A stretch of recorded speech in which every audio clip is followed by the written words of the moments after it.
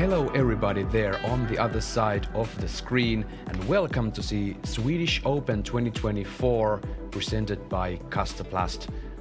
We are in beautiful, gorgeous Borås, Sweden, visiting the Umergårdens Disc Golf Center, and the MPO is soon ready to start their day for the last two cards. Welcome to the booth. My name is Esa-Pekka Tupala. I'm your host today, and with me, Pasi Koivu. Welcome to the studio, Pasi. Thank you, Esa-Pekka. How are you doing on this fine day? Pretty good, pretty good. Interesting to see these huge players joining the European Tour. Some big names from all over the Europe and of course from the States. Calvin Heimberg, Ricky Wysocki, Paul Macbeth, some to mention. And we're gonna see some packed disc golf feature cards today. Indeed, and overall the field is really, if we just look at the PDGA ratings, it's on top notch, I say. Yeah, and we have many nationalities in our video cards today live on Disc Golf Network, and we are so happy that you are joining us today on this stream. And we had FPO start their journey earlier this morning, and they had some moisture rising from the grounds while the sun was shining. You can see the broadcast times here on your screen. So 9:40 a.m. this morning, the FPO started their journey, and now it's time for the MPO. We start with MPO 3:40 p.m. every single day for the weekend, and you can of course catch us live on Disc Golf Network. If you're not able to catch the live action, remember that MDG Media produces those post-round coverages. And for what I've heard, the weather should be beautiful for the Sunday and Saturday, but today we are facing some rain. Yeah, that's what I also heard, and the OBs are right there, next to the targets, next to the fairways, so interesting to see how players manage to play with the little rain. Here are some headlines for today. The Umergårdens Disc Golf Center is totally ready for these players. The team on the ground has been working really hard and throughout the year to make this event happen. And as Pasi was just mentioning there, we have a steady flux of US players joining the DGPT Europe. Many players coming from the States to challenge these European players and courses. Paul Macbeth is defending the title today. He's in the first feature card with Niklas Anttila and Linus Karlsson, and we have so many great players from Europe and from US on these video cards today. It's going to be so exciting to see how they tackle the conditions, and for what I've experienced, usually the bad weather comes like on the last day or something like that, but now it's on the first day, and then we have couple of great weathery days ahead. But I think we're gonna have a short little break, and we'll be right back here in Borås, Sweden to see the action on the first tee.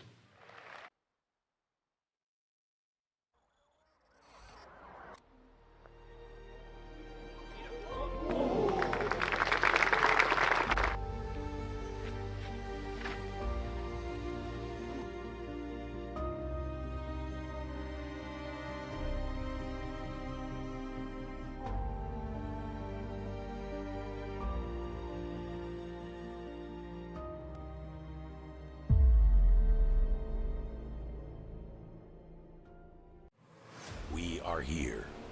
We are one. We will fight. We will fall.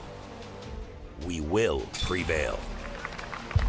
From the fjords of Norway to the shores of Spain, from the fire of Iceland to the hope of Ukraine, 30 countries, one voice.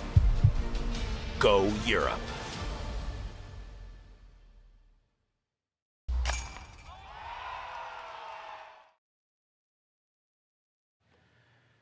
The second and first feature card of the MPO will shortly leave the tee number 1 and start their round in Borås, Sweden, Umergårdens Disc Golf Center. Shall we go to the tee number 1 and see the feature card number 2 tee off? Please enjoy the show.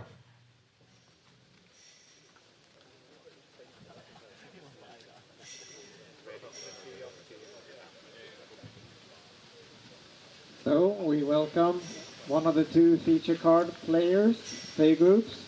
and the spectators to day one of Swedish Open, presented by Kastaplast. And it's time for tee-off. First player on the tee, sponsored by MVP and grip equipment from the USA, Eagle McMahon.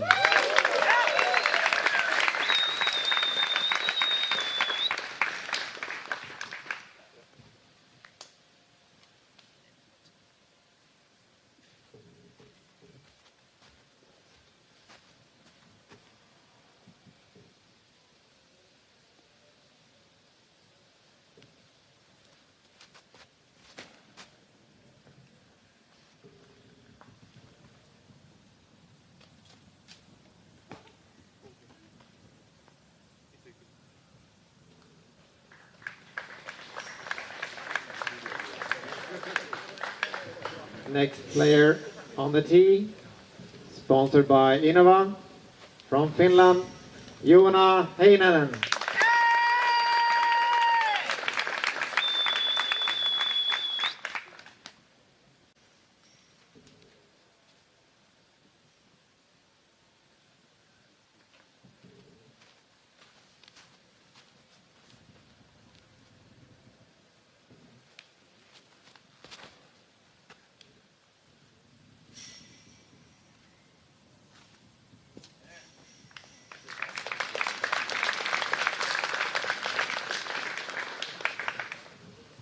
Next up, player sponsored by Kastaplast and Scorpion Disc Golf, from the USA, Clay Edwards.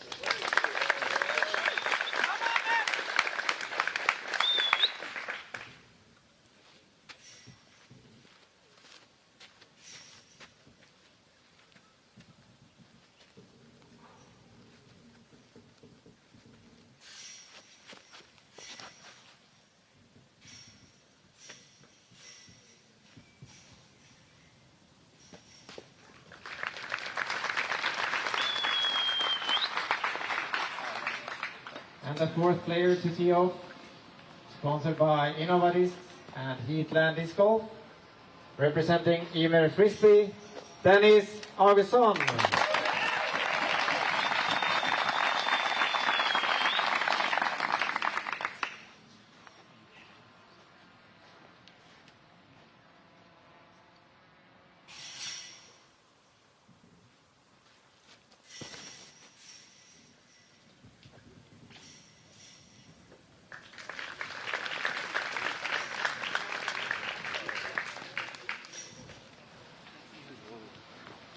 Some mistakes can be seen from this feature card number 2 players on the tee number 1.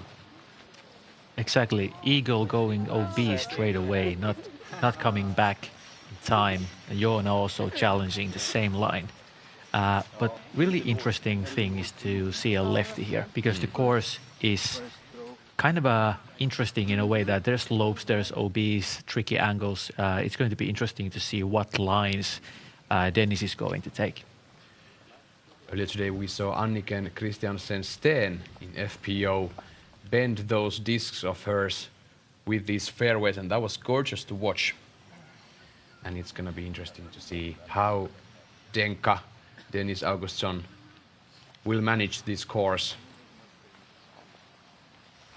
The course is not foreign for him. He surely knows his ways here. Left the tee shot a bit low, number 1. He knows for sure there's a slope behind the basket and just wants this close, like this.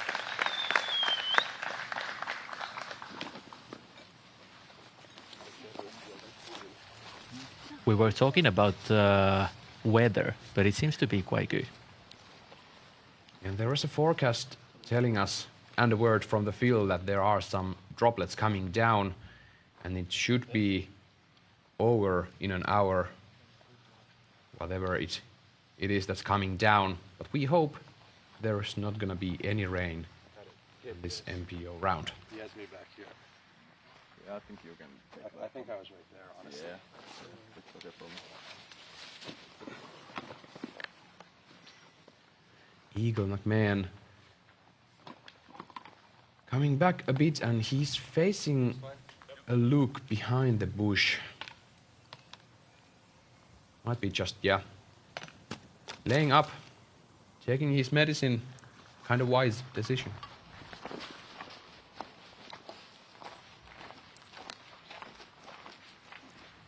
Yeah, on the first hole, tricky putt downhill, sloping away.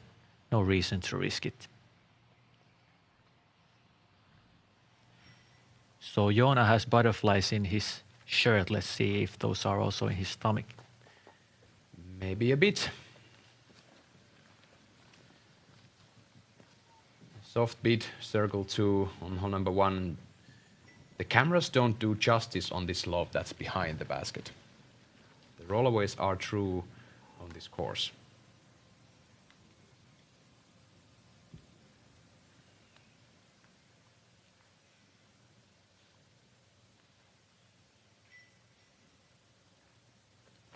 Edwards. Oh. No. That's close. Did it? No, it did not do that. Oh, that's so tough to see. It was bouncing on the string, man. Well, When you are putting, that's the reaction that you don't want to see, the cage flipping it to the roller angle, and then it just goes. But super interesting start for the round. 2 bogeys, or well, let's see if Clay can make this.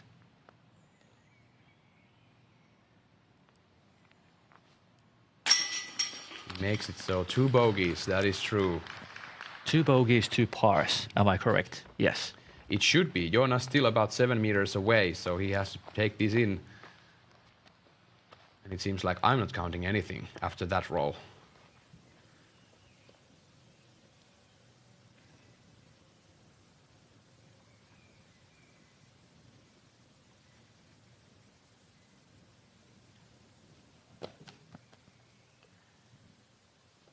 Nope.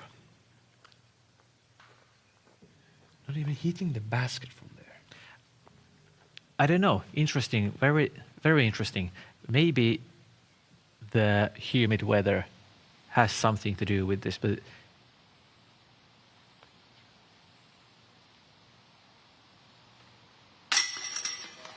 That's in. That's going to be 3 bogeys for the second feature card. 3 bogeys.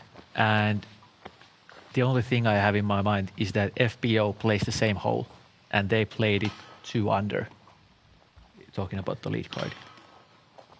That is exactly the point. So we also have the situation in FPO.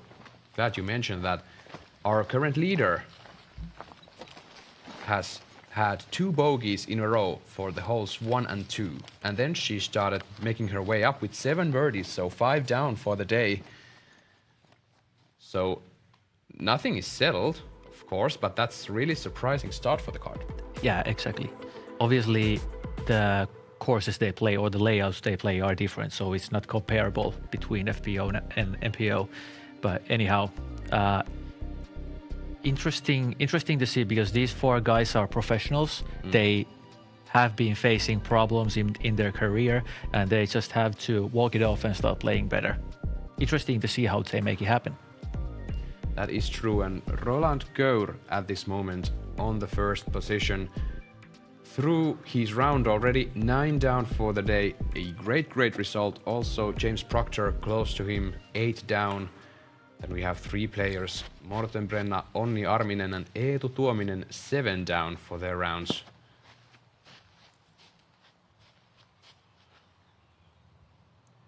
Augustsson, tee number 2, 113 meters uphill. Plays like a, what about 125, 130? Around something like that. To make it C2 should be quite easy task, but to make it C1 or even the bullseye is really challenging the distance of these guys, even though there's Eagle and other big guns.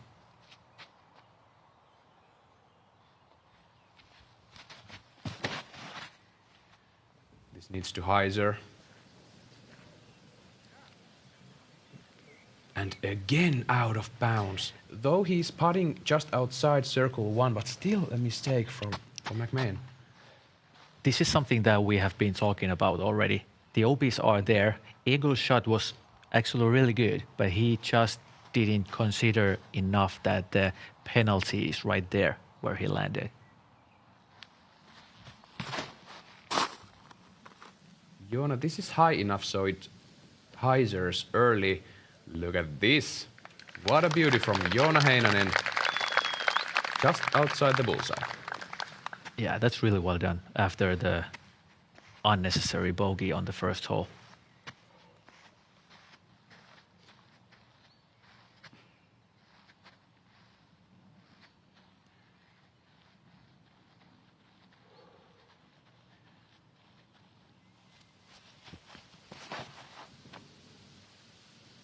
Edwards, this is looking fine before hitting that tree. Yeah, until it didn't. Until it didn't look fine.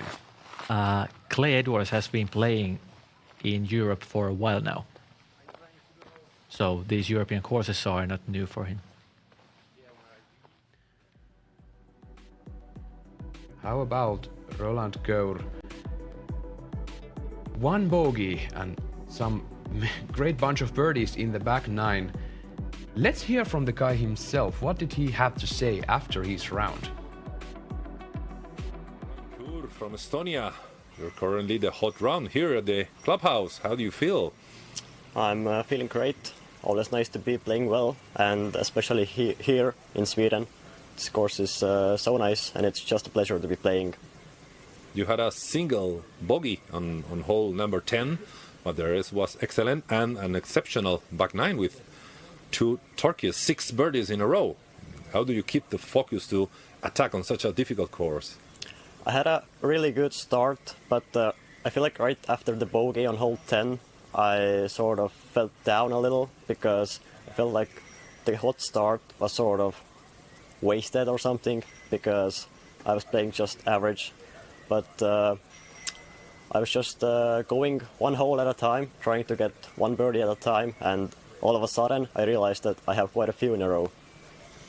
Roland, you're part of that generation of those 15, 16, 17 years old guys that have lost any kind of respect to the old, to the great biggest stars. How do you feel playing about some of the best players in the world and maybe tomorrow on one of the top cards against some of your idols? I'm feeling really excited. I feel like the youngsters are definitely showing really good game and confidence, and I feel like I'm still just at the age where like playing good at this level is sort of unbelievable for many, and I'm just excited to be playing so well. Okay, excellent. So relax, eat well, and good luck for tomorrow. Thank you.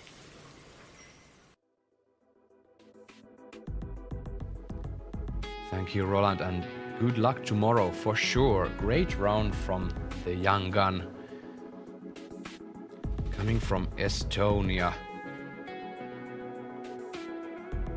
And he was sharing some wise words with us. Taking the bogey, he felt like he wasted the good round, good start, and coming back after that to starting to actually score.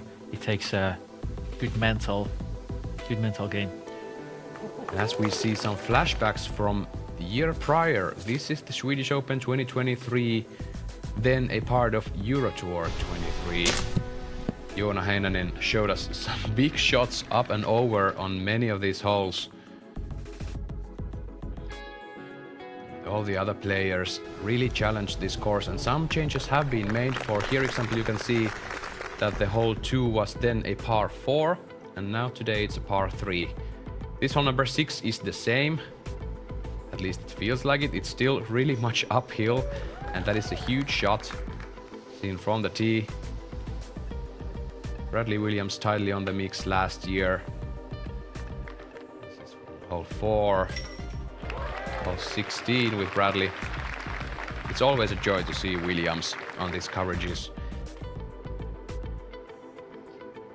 He was of course one of those players challenging Paul Macbeth last year. This guy was one of the challengers, Niklas Anttila. Took down the Turku Open 2024 just a couple of weeks ago. Now he's ready to show his claws once again.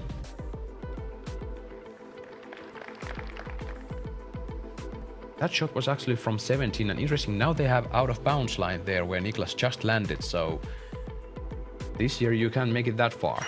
Exactly. Here you have some Paul Macbeth things. This was epic from the last hole. He was meant to lay that up, but he actually just made the putt outside circle 2, maybe even. On the edge at least. And we are now ready to see the shots on tee number 1 from our first feature card. Enjoy. Alright, so we welcome the second feature card of today to day 1 of Swedish Open, presented by Kastaplast. And the first player to tee off, sponsored by Discraft, the reigning Swedish Open champion and 6-time world champion from the USA, Paul Macbeth.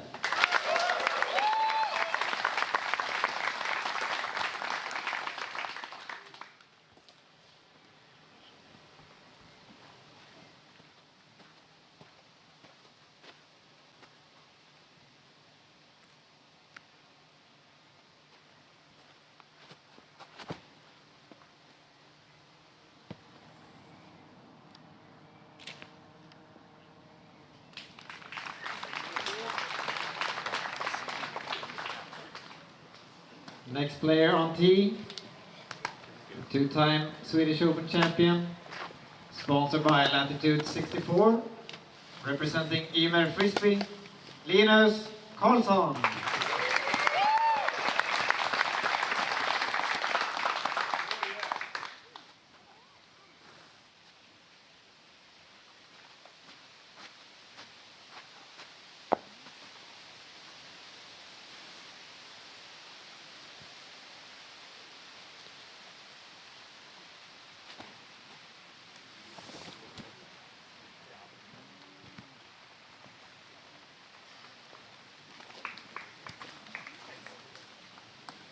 Next player to tee off, sponsored by Discmania and Marel, from Finland, Niklas Anttila.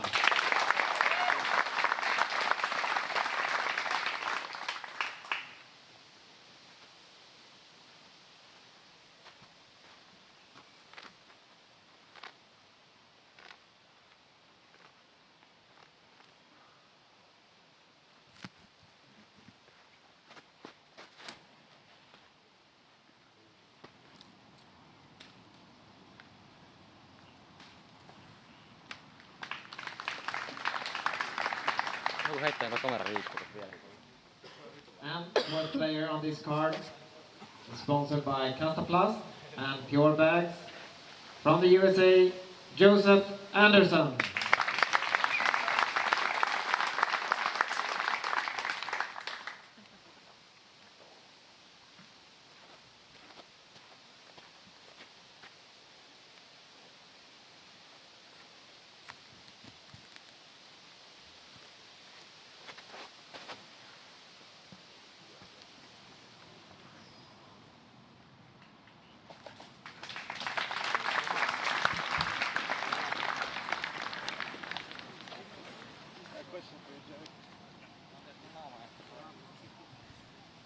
Joseph Anderson shows us what we came here to see. Absolutely. Paul taking the tee first, almost making the same mistake as Eagle. Really challenging the right side OB. I guess Nikke took a lesson and played it a little bit safer and ended up quite much to the left. But yeah, somehow I feel that this is going to be a really interesting round, an interesting tournament.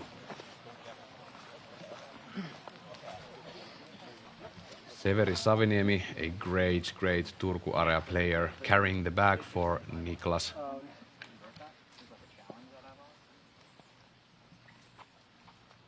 Linus Carlsson was aiming to do a flex sidearm play, which we rarely have seen from the righties on this hole.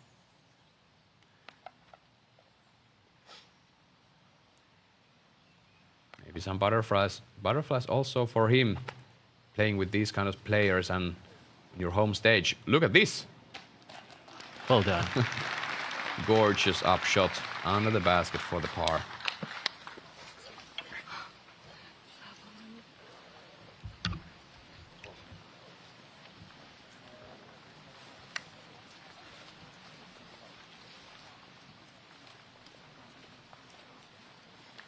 Closing the umbrellas is a good sign.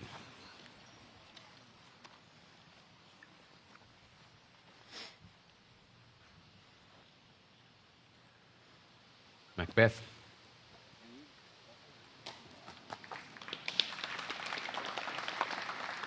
Nice beat.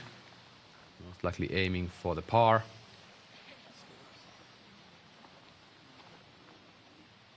Running this putt on the first day of the tournament from circle 3 doesn't feel like a wise decision. Maybe that's a Paul Macbeth decision.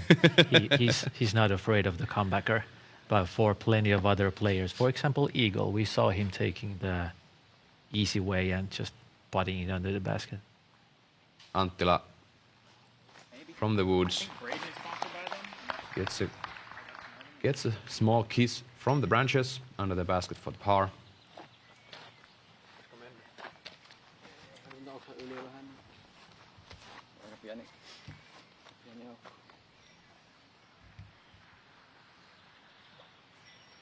Could we see a birdie from Joseph Anderson, aka Joey Buckets? Yes, we can. That's how you want to start the round.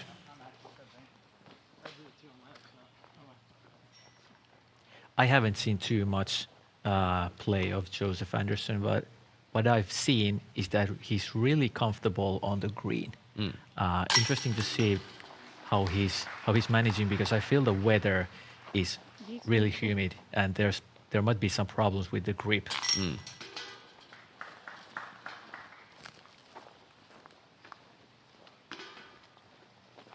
It must be so.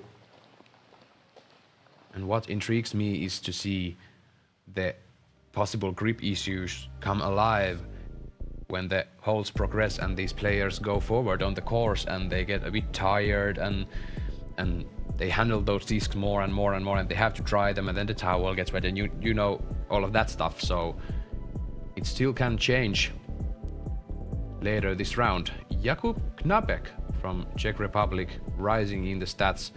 Currently only 13 holes done and already -6 for the round. Edwards, tee number 4. This is a dogleg par 4 to the right, and sweet spot is about 85 meters, maybe 95 meters from the tee. Yeah, that looks like a pretty good shot. Playing it with really overstable disc. But yeah, it worked.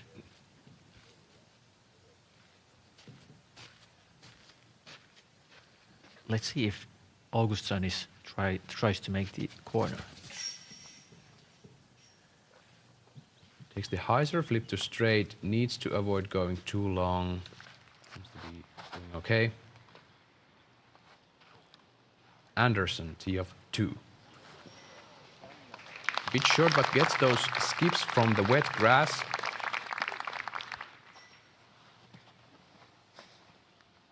A couple of weeks ago, when we had the Turku Open going on, we discussed with Teemu Nissinen about his opinion that the wetness of the grass makes the ground play more unpredictable. You can't say that the grass becomes more slick or more sticky. So we see Paul Macbeth take advantage of the skip shot, 6 meters, 7 meters for the birdie. So you can't really depend this day on that ground play to be a certain kind. Yeah, that's true, and wise words only comes with the experience of playing, but that's something that you just have to try. It's the type of the ground if the grass is thick and how much there's water, those affect the skip. Carlson taking that too wide right, hitting a tree. Landing in a fine spot, so I believe he's managing to get up and down. Anttila.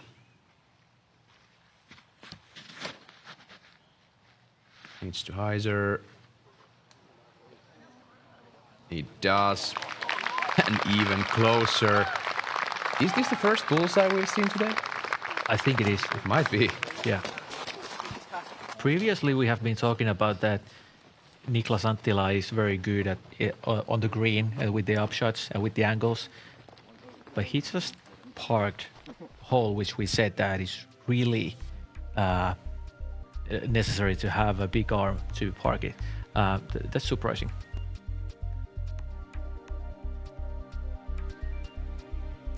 $113 meters, 371 feet, par 3. This hole number 2, and this is playing a tough one for the out of bounds is lurking just behind the basket. If you look at from the tee, you can't drive too straight. Until like the end of the year, maybe. And here we see Joseph Anderson, sponsored by Kastaplast.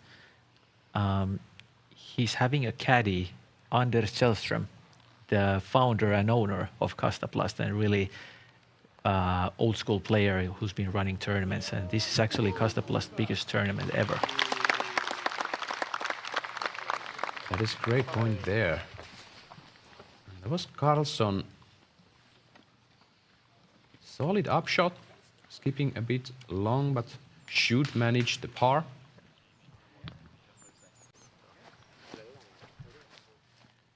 Here you can clearly see the out of bounds, which is quite strict when you drive uphill, almost full power. You can't throw the most overstable disc here, for you have to carry the alley through and then hyzer. That's true, but and you are also throwing uphill, so you might want to pick something slightly unstable. But in the end, you want to have it coming down in the ground with an angle to get the skip. Really touchy fairway design on this hole number 2.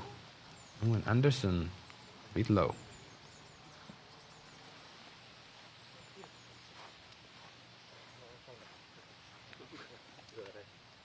Might just be behind it.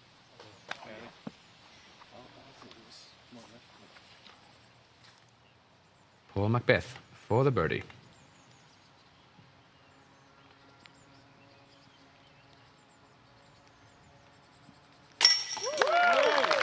Cashes the putt. 1 down for the round. Here we go. Here we go.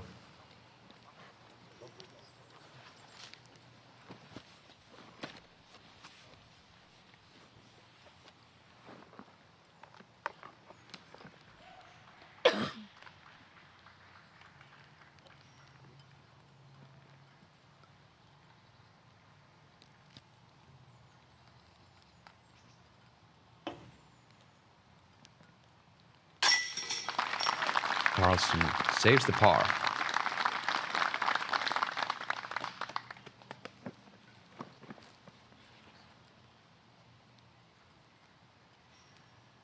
Anderson so takes the par. Now it's still Niklas Anttila left to tap in the birdie.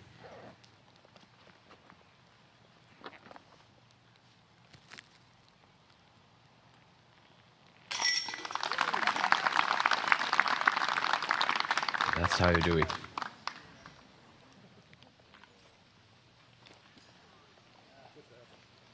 So Paul Macbeth, Joseph Anderson and Niklas Anttila 1 down from the first feature card. We're going back to the second feature card with Eagle McMahon, hole 4. That was cool. That was cool. Cutting the corner a little bit. And earlier today we saw a cool eagle on that hole from FPO. We're going to talk more about that soon. Now we are flying over hole 3. This is a par 3, 90 meters downhill. And this can also get quite tricky. We saw last year Niklas Anttila go up and over actually, although we've usually seen Niklas challenge these tight gaps with those hyzer flip to straight kind of shots.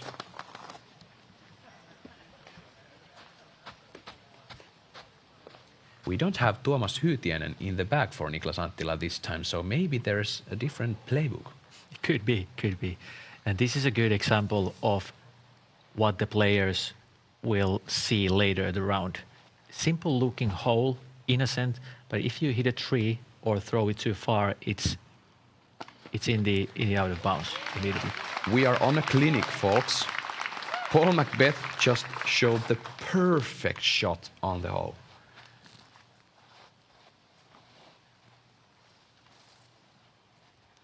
That's how you control a putter, man. Is it too early to call the beast mode? Maybe a bit. Maybe a bit. Let's wait 2 more holes. This is flipping.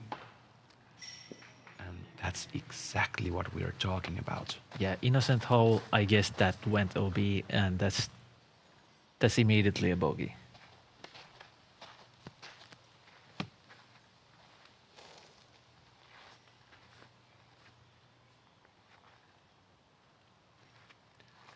Anderson. Just turn a little bit more. Doesn't, but he's on the fairway.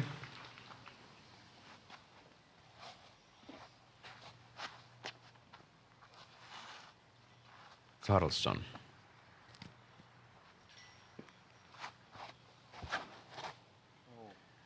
He's playing this more of a modern force over line with a stable putter.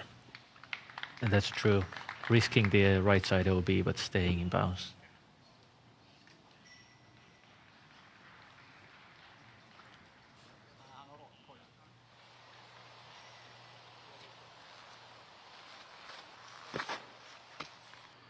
Here is it once again, Paul Macbeth showing us the way.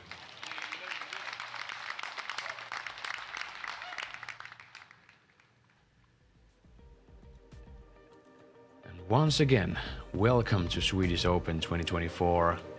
Friday is finally here for this tournament to start. We've seen some great things from the players. Our leader is currently 9 down. And of course, thank you, Zuka, for rolling back that Paul Macbeth shot on tee number 3. There are few holes on this course on which FPO plays the same layout as the MPO. And this is one of those holes.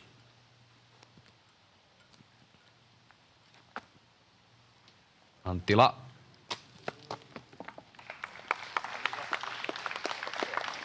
Great aim, although not hitting metal.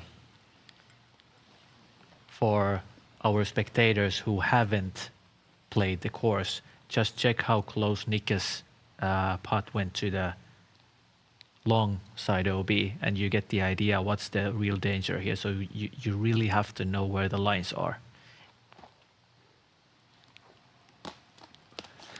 That looked so good for the whole way. Tiny bit short for buckets.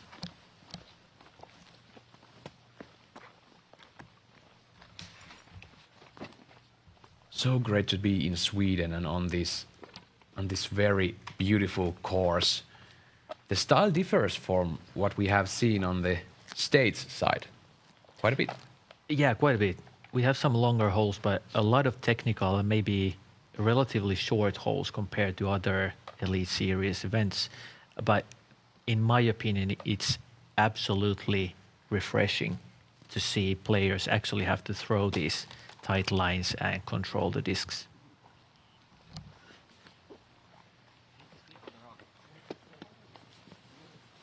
The execution has to be perfect on every single shot, every single hole, or if you make a smallest mistake, you get a penalty. And if Paul Macbeth can keep up that kind of control with his putter, it's going to be hard to stop the guy. Yeah, Paul is really used to play courses like this in his streak of World Championship titles. The courses were a bit more like this style. Anttila saves the bogey.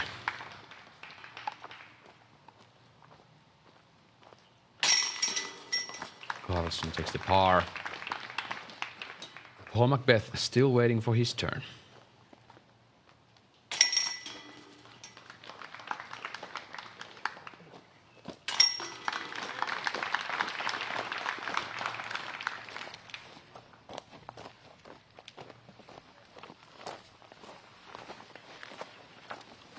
And talking about controlling the lines, we saw some highlights from Bradley Williams, known for the very smooth technique and controlling the disc. He's 6 holes in and 4 down. That's great to hear. Moving on to hole number 5 with Joona Heinänen. This shot requires amazing control. Look at this. Wow. Look at this from Joona Heinänen, driving it long, straight down the gut. That's like, hold on, that's 219 meters.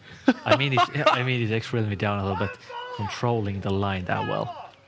Not going to the woods on either side and skipping long from the pin. Wow. Sure. Okay, now it's time to shake off the butterflies and make the eagle putt. That is true.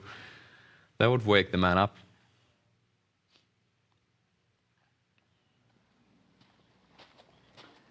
Moving on to hole number 4. Paul Macbeth on the tee. Might be a little tight. He's going for the gap. Oh, did you see that skip? Yeah. That was nasty, but he went aggressive there and he took the risk himself. Yeah, he did that. The ground seems to be just a little bit wet, so you were able to see that hitting the ground and it just took off. So not slowing down a bit. Andersson. And stop. That's how you do it. Should be on the fairway. Should be.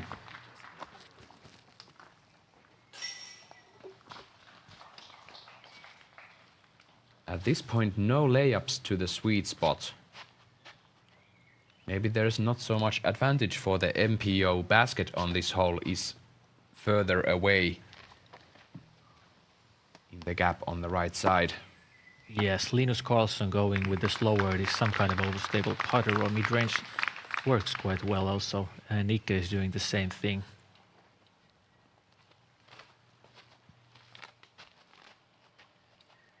There should be a better footing if you lay up to the corner. And Niklas is actually laying for the sweet spot. Small skip. Behind that small tree there.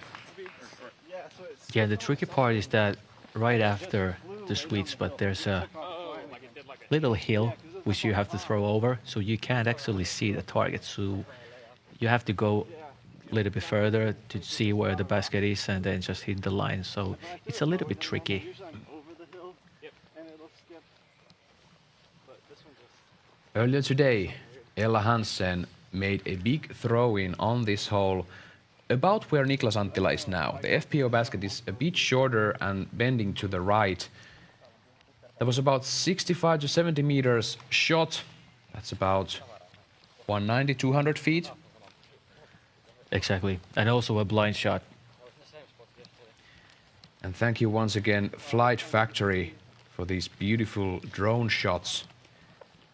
Make sure to head to flightfactorydiscs.com to check out their wide selection of disc golf products. You can find the QR code on your screen.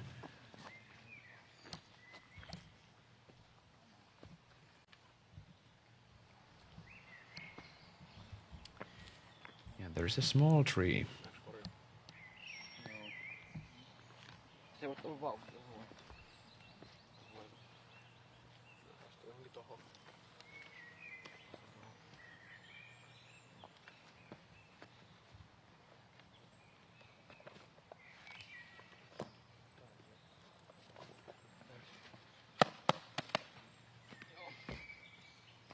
this approach is doable where Niklas is, but it is a bit tricky. He has the small, I guess it's an oak right next to the disc, and the OB is on the left. So if you, Oh no. maybe I shouldn't say anything. Maybe we should just be quiet about Yeah, 2 not talk hours. about the OBs. No, There's yeah, no OB. There are no trees, no OBs, no rocks. But yeah, here you can see Linus Carlson is checking where the target is and kind of deciding the line, and now just going back and trying to execute.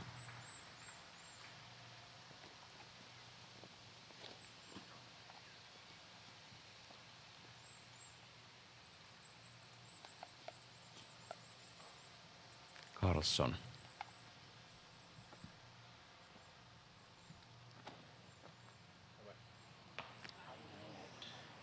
Another one. Oh my. But yeah, we are seeing what's the theme, what's the real challenge of the course. These holes are not that difficult, or actually they are relatively simple, but there's OB and natural OB also around the holes, which can ruin your round.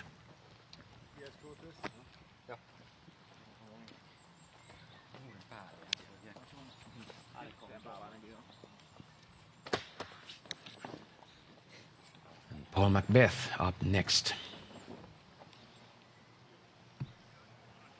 Another one of these holes that seems simple on the paper, and when you play it in the practice round, yeah, I'm gonna throw here and then I'm gonna toss up there, but then these kind of things happen. Yeah, one skip, one hit, and you are OB somewhere where you have not practiced, and you're struggling, like, if I go forehand, backhand, what am I gonna do?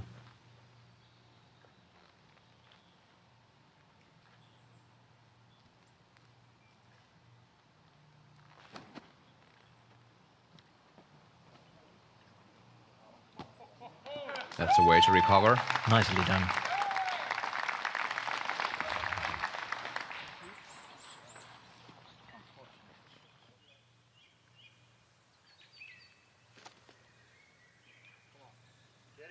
And here is Augustsson. Wow. Hitting the basket. Way down. This chase card is going crazy. They are doing some incredible things. This is now Anderson on hole 4. Man, that gap looks tight even on camera. I can imagine it live. Just hugging the trees. Almost hitting the pin. Great job, Anderson. Impressive.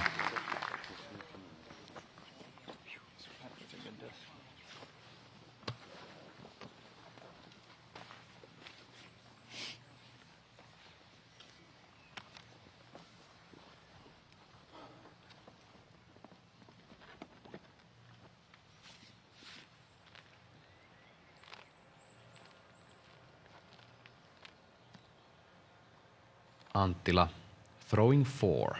So bogey at best for Niklas.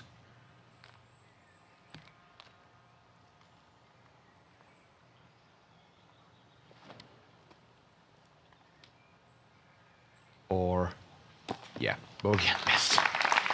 And look at this out of bounds line on the left. It's not hugging the stone wall, so you can still end up out of bounds on this green. Yeah, but it really helps if you skip or roll a bit.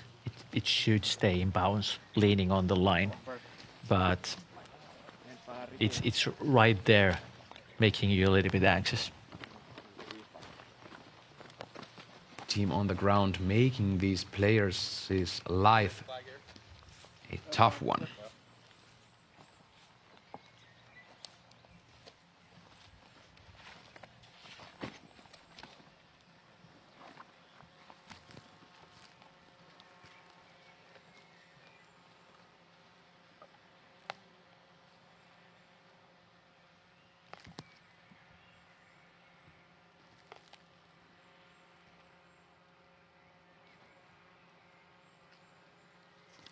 Carlson for the 4th. Rising a bit to the right. Putting now for the bogey. Feature card number 1 having some struggles on hole number 4.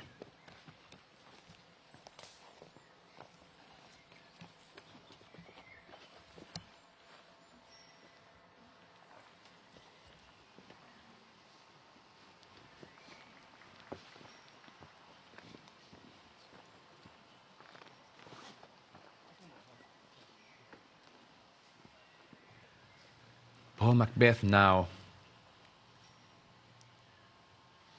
putting for par 6 meters away. That's a sure deal. First we thought that Paul made a big mistake but with the tee shot, but he ended up taking the risk first and then making the easier approach and taking a par. So maybe that was a wise move. Anttila takes the bogey. That's a crucial save there.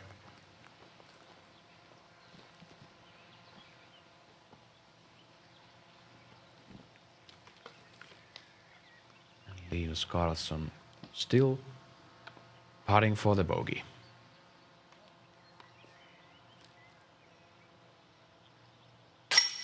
Grabs it.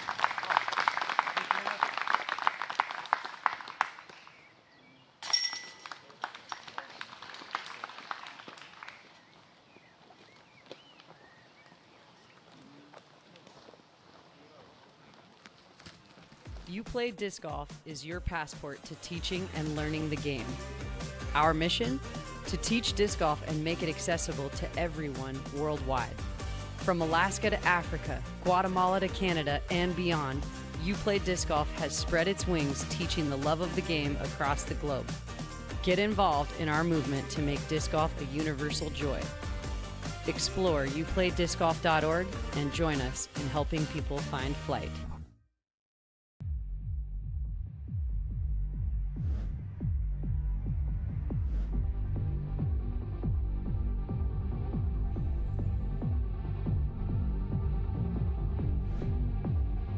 Hey, I'm Väinö Mäkelä and I'm playing from Team Innova.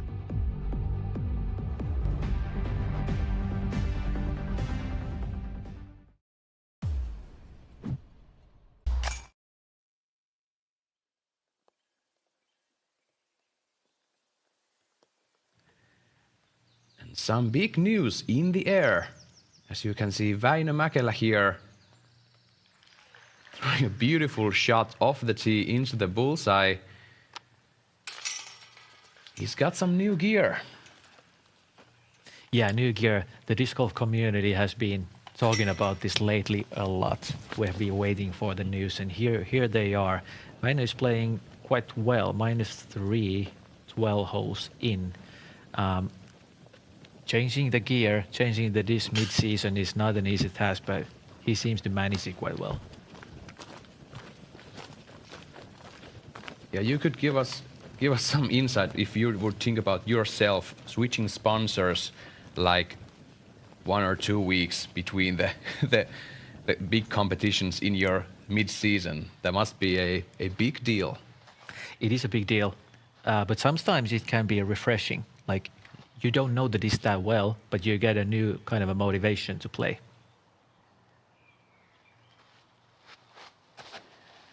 Joseph Anderson, hole number 5, this needs to hyzer. Not quite like that. Sometimes you get a favorable kick out of the woods to the fairway. We've seen that a few times here. Yeah, at least if you fade to the left side, you can find the disc rolling to the fairway down the hill. Yeah, if you want to miss left, absolutely the better side of the fairway.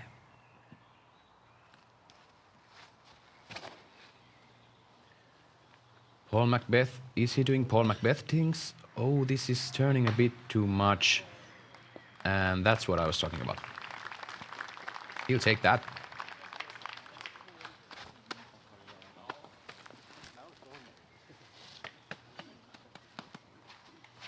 Okay, this would be a really good moment for Linus Karlsson to really bomb one down in the middle. He sure could. He has 3 pars and 1 bogey for the round, no birdies so far. He's also turning.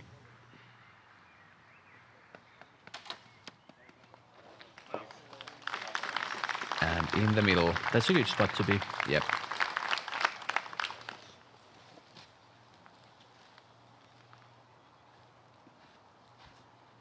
For my calculations, it seems that there is a solid 30 to 35% chance to just drive it full speed down, and if you hit something, you still end up on the fairway. That's true.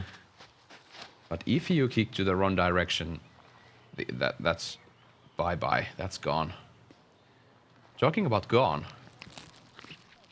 Niklas Anttila Really nice. driving so far off the tee. He's got about 40 meters, 35 left. Yeah, it's going to be probably quite an easy straddle forehand. Takes the line enough left and trusts the disc to turn. Yeah. And lets it just glide. So far we have seen 2 eagles on the hole for today. And this is... Okay, hold on, people. The stats are showing that Ricky Wysocki... No. I don't know. But anyway, there's Ricky Wysocki and Leon Sunleitner taking the Eagle 2 on the hole. And I can't imagine any better shot than making it all the way to the basket. Par 4, 718 feet, about 219 meters downhill straight. That's a tempting shot to make with those kind of powers these pro players have. To just drive it straight as far as you can. Clay Edwards seen here on tee number 7. Hitting a tree, surprise, surprise, in these Swedish woods. 2 separate tee pads on this hole number 7. For the MPO it's 112 meters. Or FPO just a bit shorter.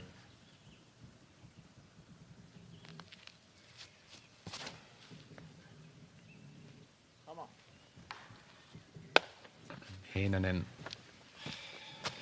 You really have to be precise with the hyzer on that hole. The actual gap that you have to hit to make it to a target is really small.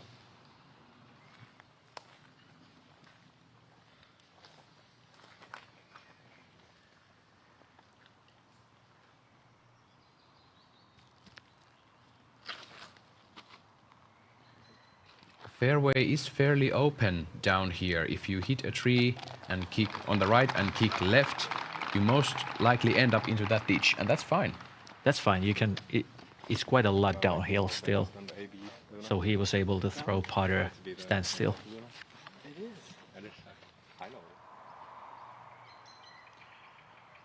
Here is Paul Macbeth once again.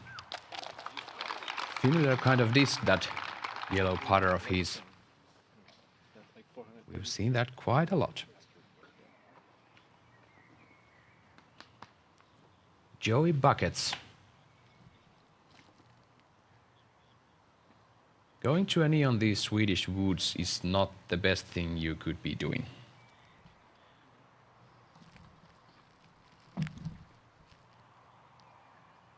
Trying to aim for a gap.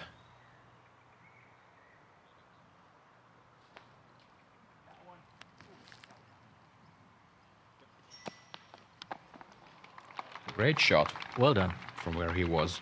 I thought that it's not possible to get it to the target, get it to the basket from there. But yeah, he made that happen. I love that Budos sign there behind the basket. And there is a tight bush outside circle 1. So if you drive it long, you might end up in quite a jail.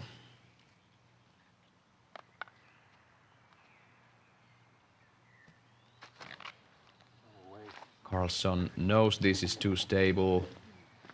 But does he get a roll? Ah, he's fine. Circle's edge.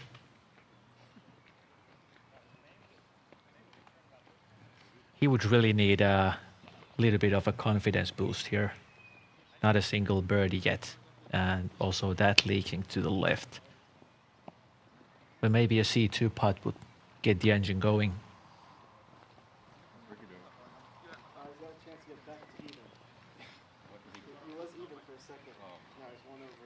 putting for birdies and second one. Yeah, he was even for a second. He tried to cut the birdie from zero. Anttila, casual putt into the circle for the birdie.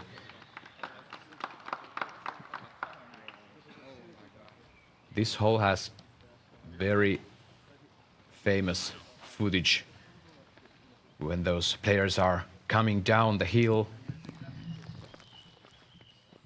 and the people following them. The mass of the people is huge. The amount of spectators is huge on that course. And that slow motion video clip reminds me about those spectators in these European competitions, that they really come and they show up and they show their respect and applause to the players, which is great to see. And Carlsson able to make a jump putt, but that's too high. Skipping from the top of the basket. Not leaving it low, but man, that's not the confidence boost that he needed. Still have quite a long comebacker. Talking about Sweden as a disc golf country, Pasi Koivu with me in the studio today. How would you compare the disc golf scene in, for example, Finland, that has had the biggest up in its disc golf history on these couple of years ago with the COVID, but Sweden has a different kind of history. Yes, disc golf in Sweden is a little bit of an other kind of a thing. It was quite popular in the 90s when disc golf wasn't that big of a thing in Finland. There were quite famous players like Christian Sundström and Markus Sellström, who were actually in the top 10, top 5 in the world. But eventually disc golf came down a bit in popularity in Sweden, and that's the moment when Sweden started growing. And now when disc golf is a global sport, Swedes are yet again getting more interested about it, and they really have one of the, or couple of the greatest courses in the world. This Umeågården disc golf course is gaining popularity year by year, but still maybe the most famous course must be the Järva. Yeah, definitely. Järva was the nice play from Nikke. Järva was the kind of set the bar of an awesome course in the world, and good role model for other cities and other enthusiasts building up courses.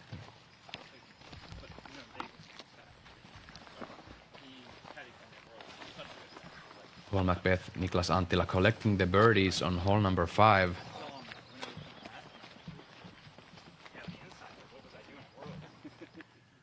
Moving on forward to hole number 7, Eagle McMahon for the birdie. A bit of a slow start for Eagle. He had a bogey on the first hole, then one birdie on hole number 4, but this was only his second birdie of the day. And at this moment we have a tie ball game at the top. Jakub Knapek and Roland Gōr, one from Czech Republic, one from Estonia, 9 under. And that is a difficult number to challenge today. It is, but somehow I'm getting the feeling that Paul Macbeth is going to crush the course. You have a feeling? I have a feeling. I mean, it's been quite challenging for him for year or 2 years already, not playing the best, but this course, a little bit shorter holes, and he's really eager to challenge the courses in Europe. Somehow I feel that he's gonna be in the lead after the round. That is left to be seen. Joseph Anderson tackling this hole number 6 that we just flew over, 91 meters. It isn't correct for how it plays.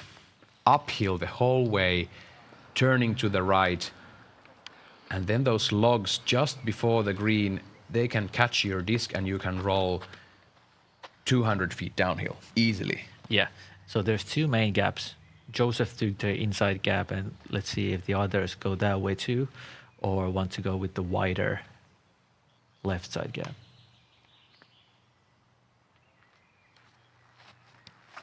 Macbeth. Am I saying this correctly? That is gorgeous. Pure perfection. Would you like to remind us what you just said a moment ago about Paul Macbeth? Yeah, you know, when you look at what he's doing, there's no pressure. It feels like he's really on top of his game, and he knows exactly what should be done, and then executes. So that's a scary moment for other players. That sounds like a nice recipe. Anttila clips the tree and goes into the wrong direction. He still has something to figure out and adjust.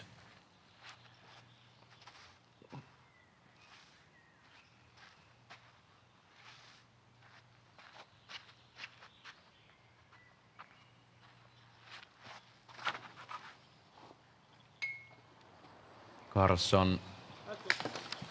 Good idea, great power, but just a bit too little of a turn.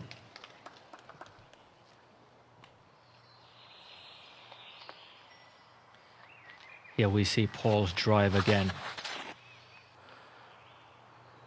Commitment. And yeah, Wow. 4 meters, that's an easy tap-in for Paul Macbeth.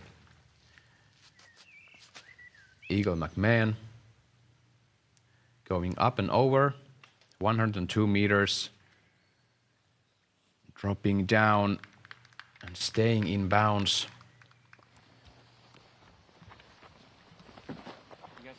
Many players actually who have the distance to go up and over still enjoy the flex play down in the middle.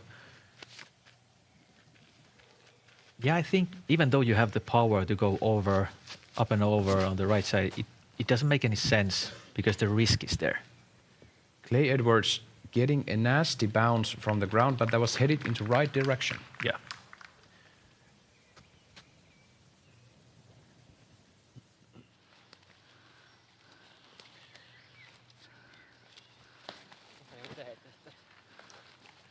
Anttila in a big trouble. We know where this guy is aiming at. Joona Heinänen not interested about the flex play at all. He made these shots last year and he made them this year. That is a beautiful shot.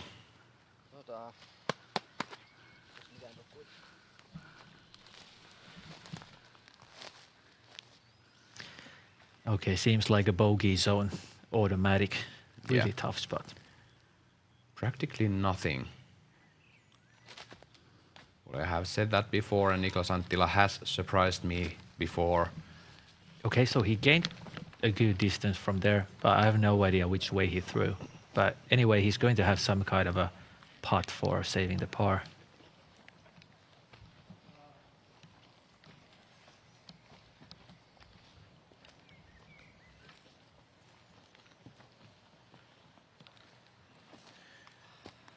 Pasi, how many times do you recall playing an Elite Series course blind? I guess I had to do it once, but I can't remember where. But yeah, it's not an optimal Yeah, way. that is the case for Calvin Heimberg today.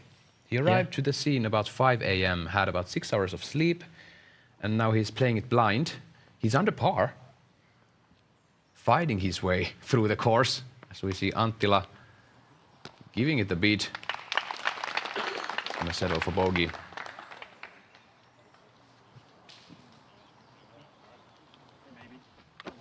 Yeah. How far are you, Linus? I'm like 67. C2.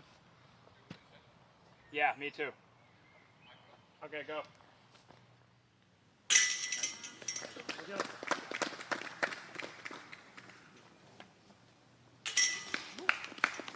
Here is Jakub Knapek ending his round with 3 birdies in a row on holes 15, 16, 17, and then the par on 18.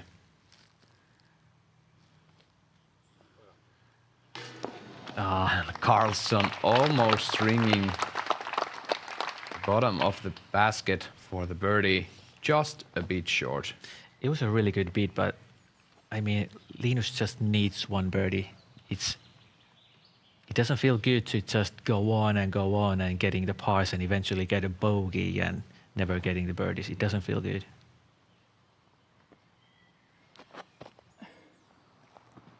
Anderson, solid beat. Yeah, but these other guys really need to pick up the pace if they want to stay with Paul Macbeth. Yeah, fortunately, there's other cars where players are doing quite well. There's front nine. After front nine, there's Knut Valen Haaland from Norway, 5 down. Well played, bogey free. Bogey free, that is a great round, and 5 under still. Dennis Augustsson in our second feature card also bogey free, and just as I said that, it was updated that he took his first bogey on hole number 8. It's the same for the FPO and the MPO. If you survive a round without a bogey, that's possible, but going the weekend without a bogey, I don't think it's possible. I've never because heard just of one that. trick again, Euro B, and that's it. I mean, you can play perfect, so obviously there's a 0.01% for that, but it's not something that players should aim for, because then they are playing too safe and not getting the necessary birdies. Our feature card is aiming for this fairway right here. Next up, hole 7, par 3, 112 meters, 367 feet. Playing on the easier side, you have to push the drive forward and then have a late, not like a dying fade, would you say? Yeah, tricky line, and the biggest mistake you can do is miss the Mando. So just keep it wide and let it swing and see if you get a look for birdie.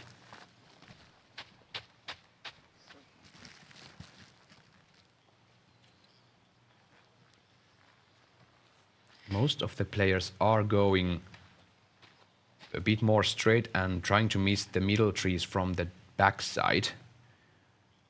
Really rarely seen sharp hyzer flip shots from the earlier gap. Paul Macbeth trying to go from the wide, but that's par at best.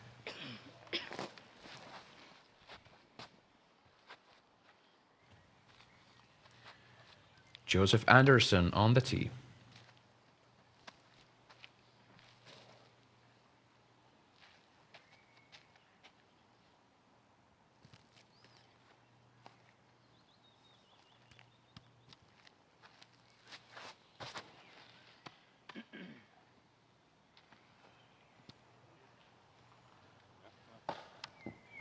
Almost missing everything.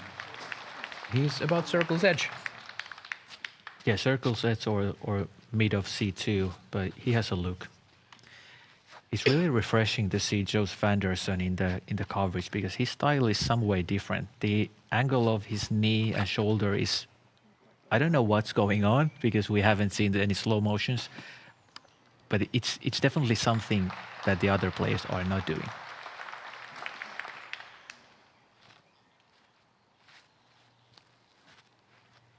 Linus Karlsson, solid execution, not the optimum ground play. Anttila. Going high is the key here, then you have to judge the distance correctly. I would say something like this. In the bullseye for Niklas Anttila. Well done, stop the bleeding. Niklas is already, Niklas is already 3 bogeys in, and this is his 3rd birdie, so par. Quite a roller coaster. Yeah, left to be seen. Par from Niklas. I have to get back to this thing about Swedish disc golf. This course represents the style that the northern European countries like to play disc golf in. It is not to use those very overstable discs with those forced lines, correct? Yeah, because long straight fairways, you can't have the sideways movement of an overstable, like forcing over and then coming back, because also you get the big skip in the end. But the old school style is to release it on hyzer and let it go straight. And usually the fade is also straight and skip. Macbeth. A soft putter toss. This is turning. That's correctly turning.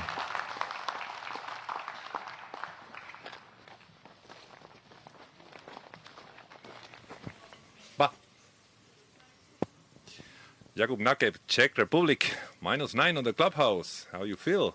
I feel great. I was expecting something else after the rough start, but seems to be good. 2 bogeys and then start making one. Yeah, I had to. There were no other option, I guess. Okay. Czech power.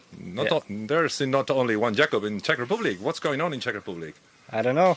Maybe we have good people there to learn us, I guess. And you're playing all the DGPT events in Europe, so you're really searching for it very hard. Yeah, I was waiting for this moment, so I'm glad that I made it here at least on the camera. Congrats for what you have done, and best of luck for tomorrow. Thank you. Have a nice day. As we see the first birdie for Linus Karlsson, there was something oddly familiar on the scorecard of Jakub Knapek.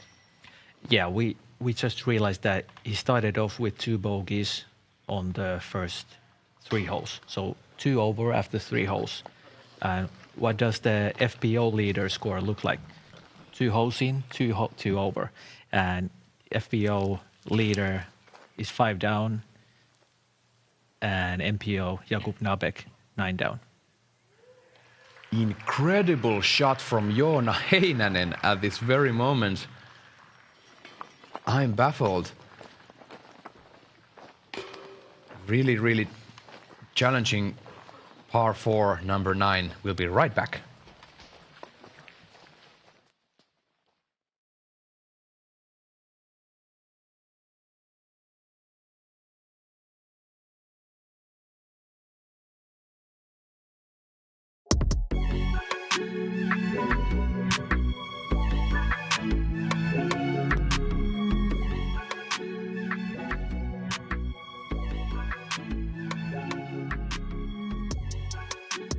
So you want to throw further.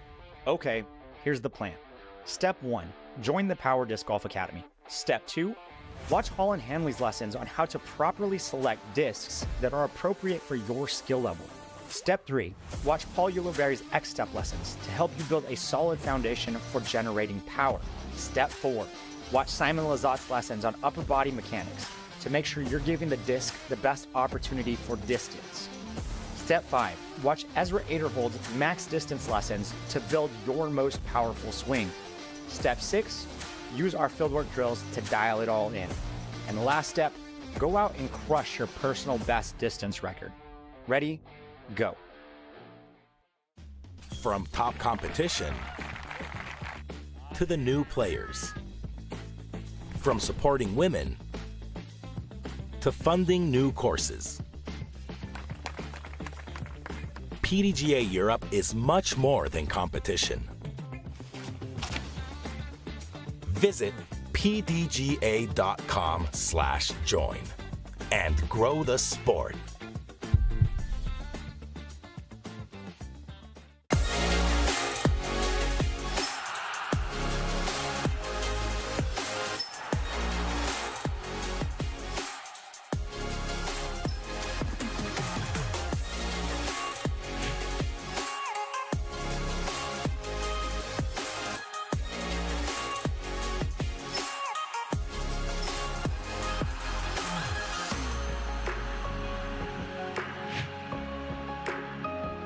This is the game changer.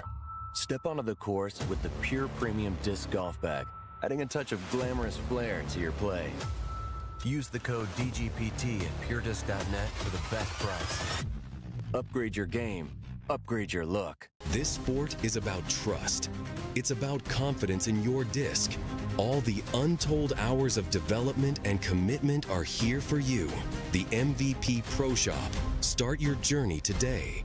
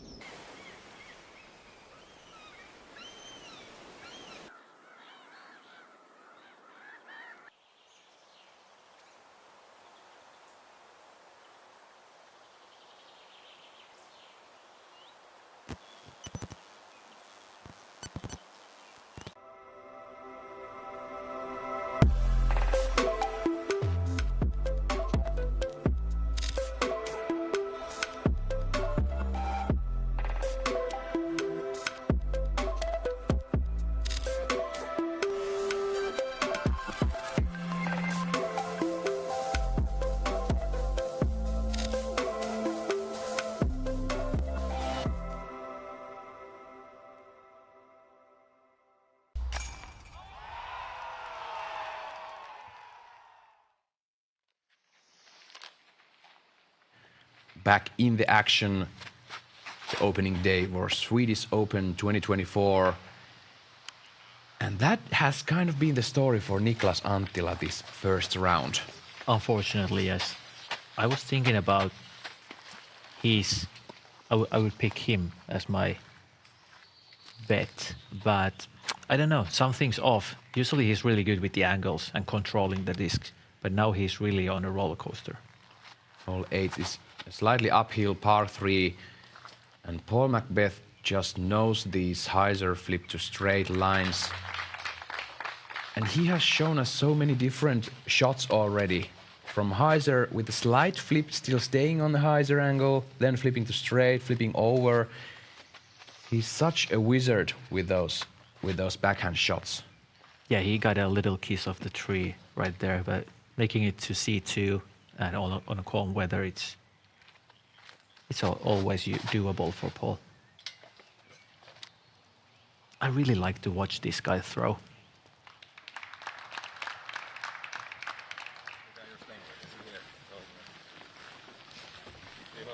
Joseph Anderson, really a joy to watch. Young guy, but showing remarkable commitment for the sport, and he's trying to be better every day, on and on.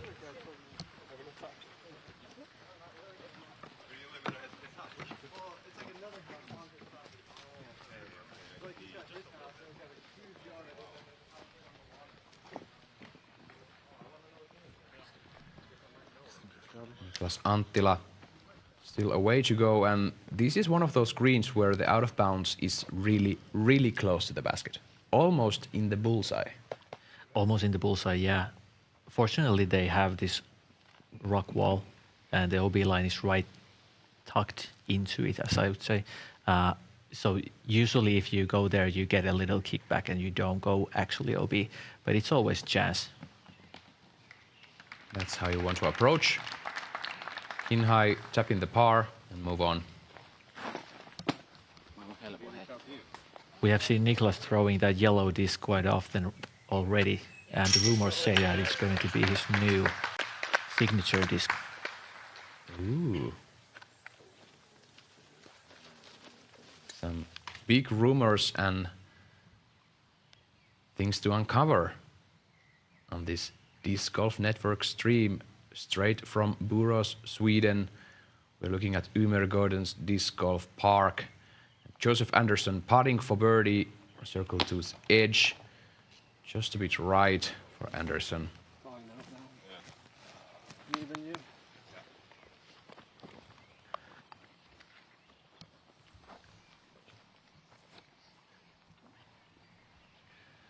Macbeth.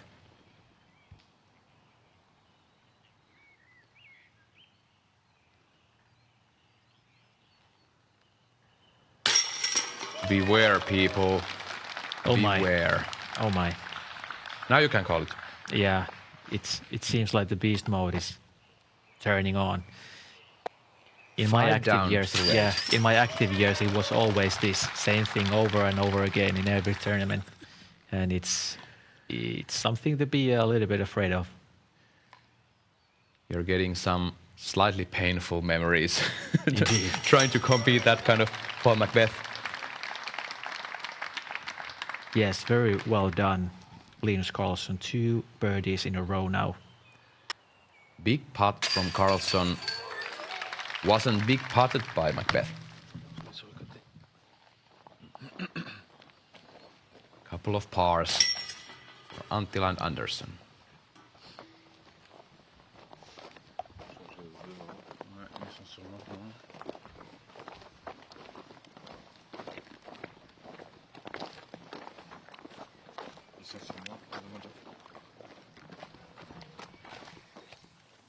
Taking a look again at Joona Heinänen on hole 10.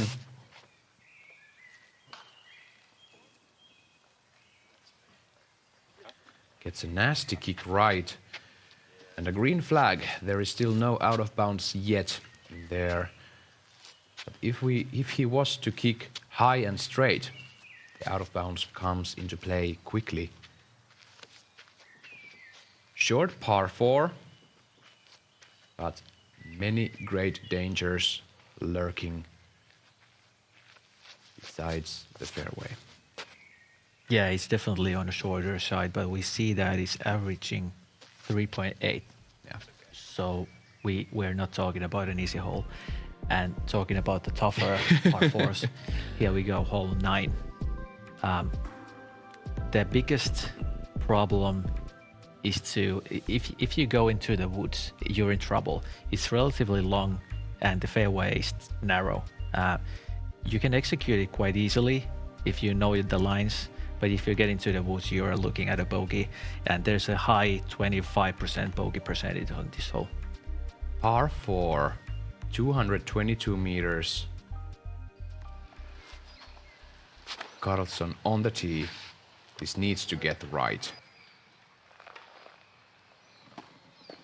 Gets through everything, but he's pinched on the left. That's not the best place to be. Macbeth wants to make a correction from that. A bit of a flip up and riding. That is great. That Exactly is where great. you want to be.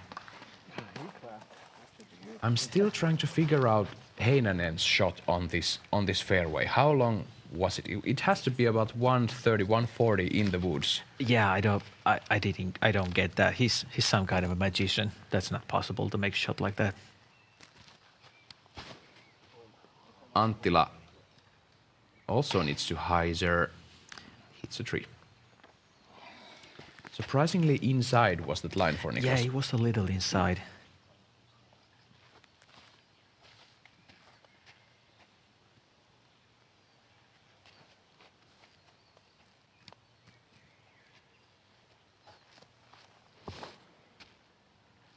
Anderson, this is way too straight.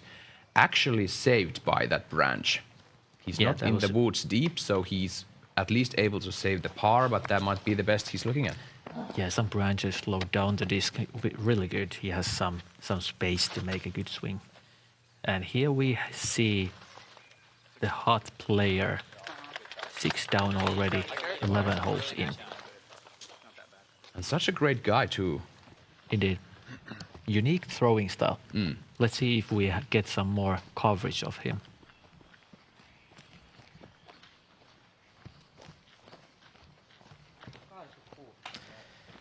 Okay, right here you can see it's the bogey zone. Yep.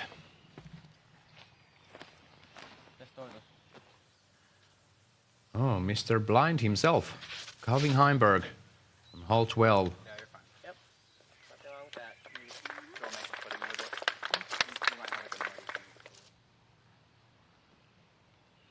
Staying on the fairway.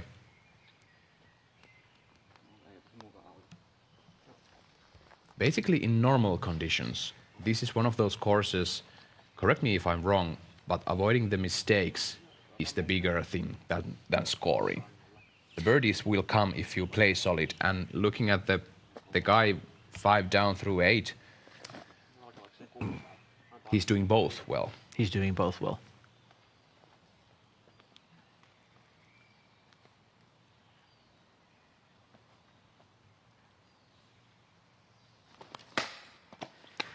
Oh my. Oh no. It was kind of funny to see when the camera was looking Nikke approaching his shot, because I remember that when I was playing actively, you made kind of a bad shot, a little bit of a bad shot getting to the rough, and you had your hopes high, like, yeah, maybe there's some gap that I can hit, and then you get there and it's the worst absolute spot that you can get into. Yeah, challenges come and go.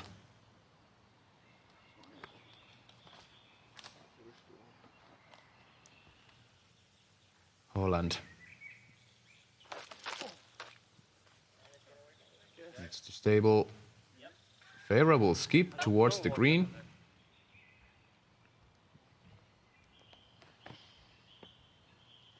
Anttila throwing 3 and still short of the sweet spot. That's gonna be a hard save, even for the bogey.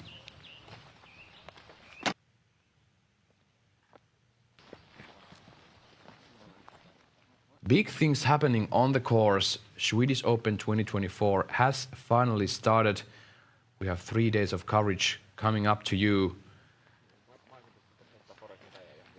in the booth with me, Esa-Pekka Tupala. We have Pasi Koivu.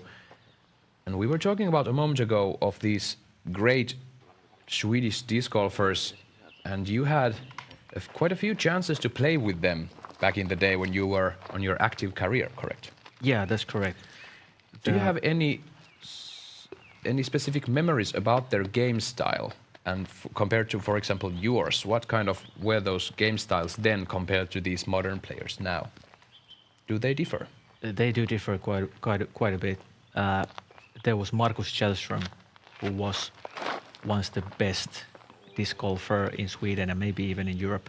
And then there was Christian Sandström, who had the absolute perfect style of throwing discs, and he held the world record of distance for a while, throwing Innova Valkyrie, which is nothing compared to Destroyers and DD3s and all the other distance drivers.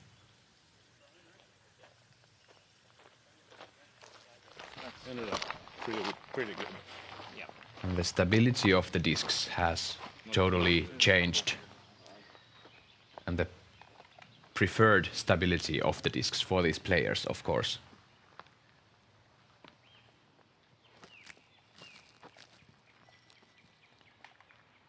Carlson throwing to just once a par now. Not a chance to card a birdie, or is he going for the green? He might have been going for the green just a bit low.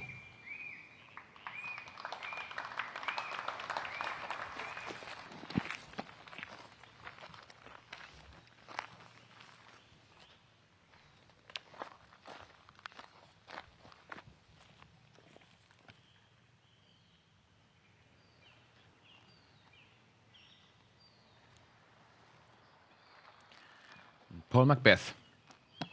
Now this looks similar to where Heinonen was, but still closer to the basket, I'd say, is this lie. Yeah, you want something that stands up from hyzer and glides all the way to the target. Let's see if this is that one. Yeah, quite okay. A little bit missing the line, but he's getting there, and just roll back and take a look at his lie. He was like 35 degrees downhill. Yeah. Yogi Salu taking the birdie on hole 12. Great putt from him.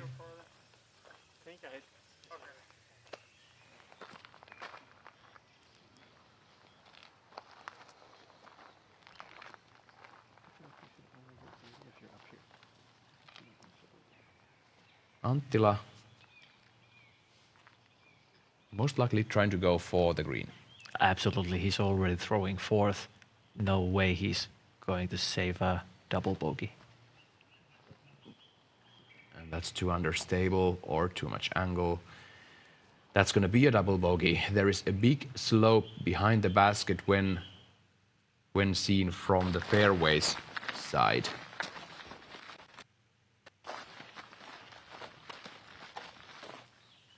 Heimburg for the birdie to go back under par in the heart.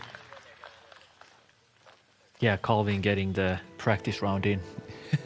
That is really true. And he still has, like we have heard from the interviews, both FPO and MPO, practically every hole is birdieable.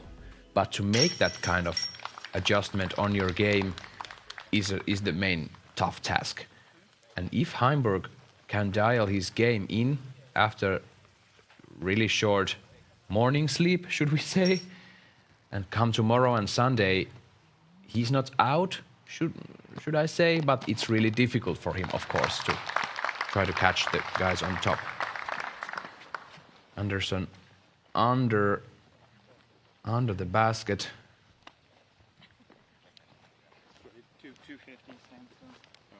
So Paul and Joseph are still bogey free, playing it very solid. Paul is 5 down, Joseph 3 down. And Macbeth is putting for another birdie from circle 2.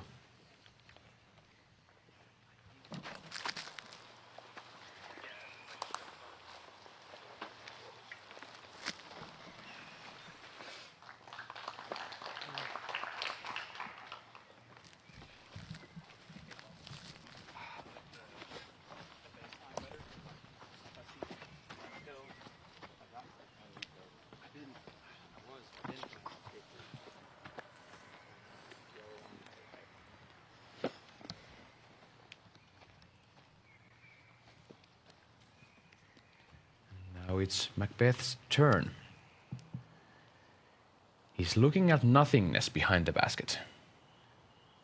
Yeah, but you can see the flag. There's no wind at all. Playing in the woods, this is 100% go every time for Paul.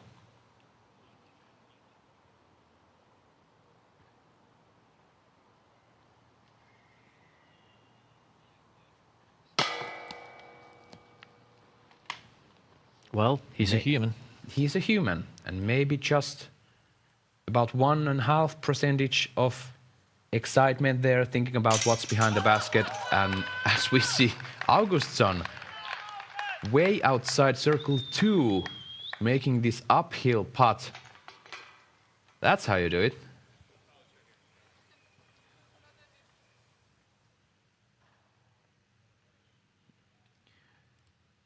He has been one of the best in the C2. Has to be. Has to be for sure. So we see Carlsson.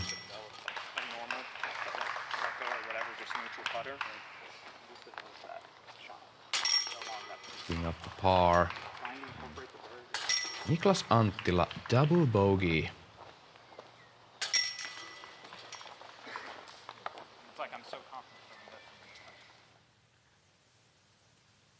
Valen Holland, hole 13. This is a par 3, 112 meters.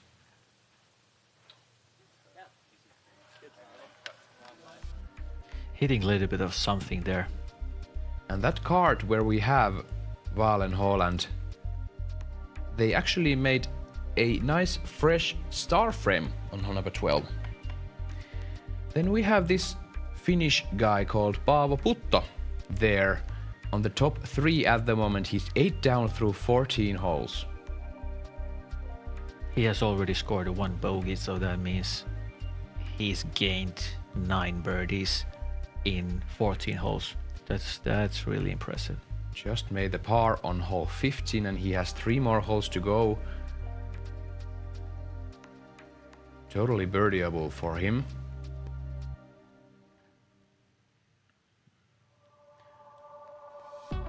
Putto already has 1 bogey on his card.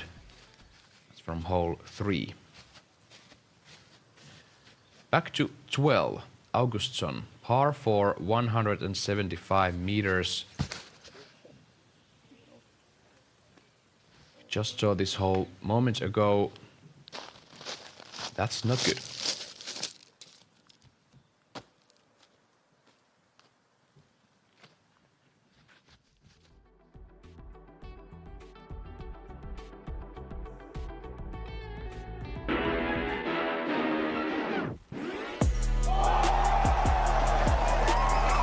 Open champion, Roland Gōr.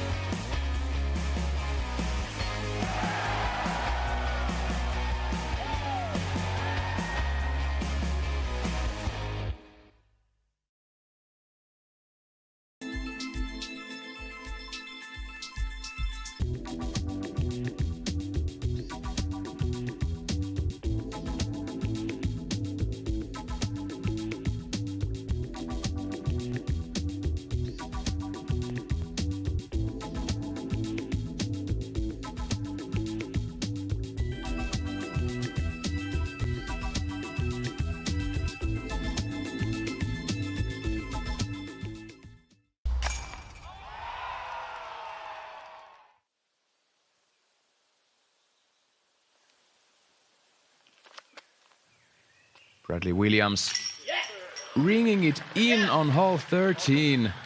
Outside circle 2. Great to see Bradley giving his best. Absolutely, the master of master of angles. Really enjoying his time here. Really enjoying his time. I have to say, if there is one guy I would watch over and over in slow motion throwing the disc, it's gonna be Bradley Williams. Yeah. The form is amazing. No wonder he's been copying Macbeth for a couple of years now with his form. So Carlson there, tee of 10. And now there's Macbeth's turn to take this challenge. This is a slower disc. And you have to have the control no matter the disc. Macbeth does just that. Rolling back almost a year. Some people might recall the fierce battle of Bradley Williams and Paul Macbeth at the Roland Gōr Open 2023. Anderson hugging the trees on the right. And just gets... Not the worst kick. Yeah, not the worst. Okay, I have to point out this thing. Niklas Anttila is the 4th highest rated player in the tournament, and he's now standing in the 85th spot. And one thing that I feel Nikke is best in is if he's playing badly, then he just keeps going and doesn't let his mood go into the deeper waters. So let's see if he can come back from this. Anything can happen quickly in this Gardens Disc Golf Park.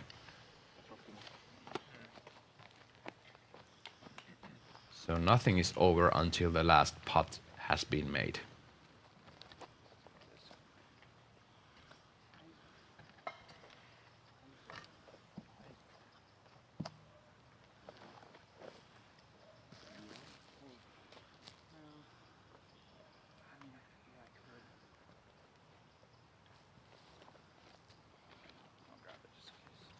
The approach from here is a bit dangerous because there's the OB before the target, so you have to clear that. If you hit something from here, it's most likely going to OB, and that's the bogey zone.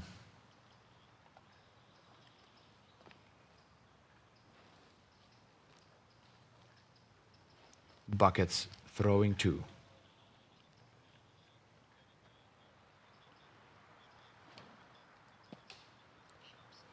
Taking the inside line and making his way just outside circle 1.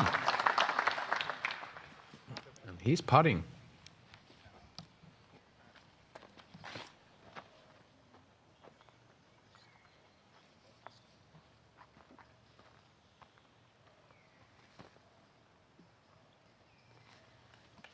Linus Karlsson is really heavily relying on those sidearm approaches.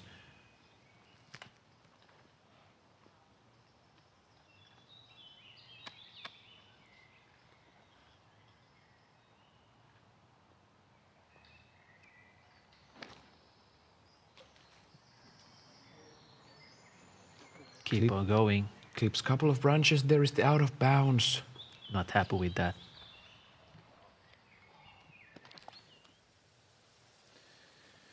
Not happy. How about Augustsson? Would he be happy about this? He gets through the Guardian, so he's putting. Circle's edge on hole 12. Clay Edwards.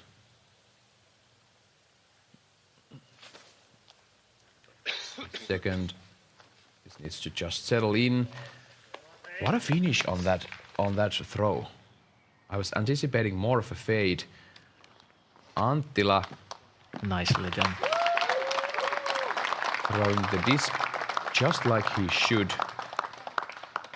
We were talking a little bit about the old school game style, throwing unstable discs in a hyzer. But back in the day, throwing a forehand was only an option for few. And who did that? were throwing overstable firebirds and something like that. But these days, all these guys have the touch for throwing putters with the forehand, which honestly it was something that no one was even thinking about like 10 years ago. Paul Macbeth not happy with that, although he should be fine. Circle's edge on the left. Yeah, he missed the line a little bit, but it's okay. If you are wondering why not all of the players took that sidearm approach towards the basket, there is out of bounds very close on the right side, looking at the player's perspective. So you don't want any fade. As we go back to hole 14 with Knut Valen Holland. Par 3, 98 meters. This one very, very far away. Also out of bounds behind the basket, but hits the cage.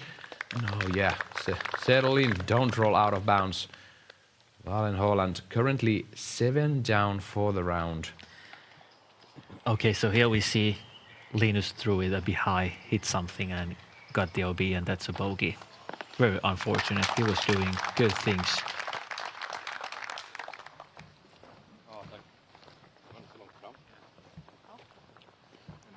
Carlson under the basket for the bogey.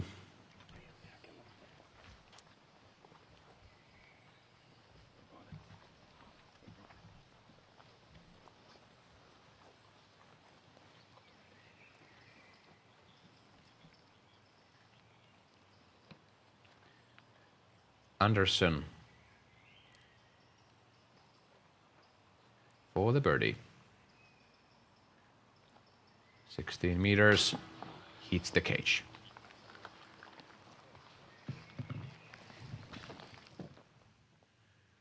Paul Macbeth about 12 meters, still way to go.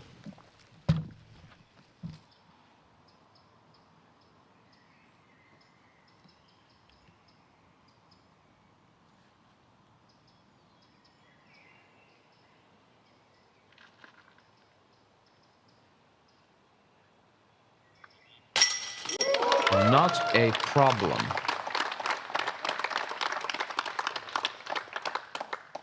There is really not so much to say about this. He's really feeling the moment right now. He's feeling his game. Yeah, the calm rhythm of his putt.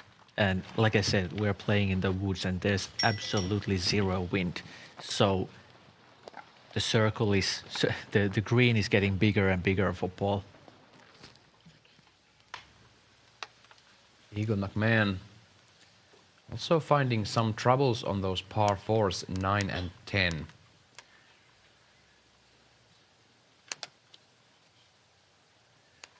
-1 for the round. Plenty of golf to be played. But we can sense some early disappointment for Eagle. And he has been battling with his health and of course those new discs of his may not be so familiar yet for him, for he hasn't been able to throw them fully on his dominant hand. Yeah, coming back from shoulder surgeries is definitely taking time. Valen Holland takes the par on hole 15, sorry, for hole 14, and still clean scorecard for the guy. 4 holes to go. These guys have a few more holes to go. Currently teeing off on hole 11, one of the easier holes. On paper this looks like a sidearm shot, but it actually is not. Yeah, it's not. But the interesting part of this hole is that there's pretty much zero chance to take a bogey. I mean, always there is, but there's no OB, and it's 90 meters, quite straightforward. And that is basically the mistake that these pros are battling on this green. If you have too steep of an angle, you will get those cut rolls, and then it's just a matter of rocks and tree trunks and roots to stop the disc.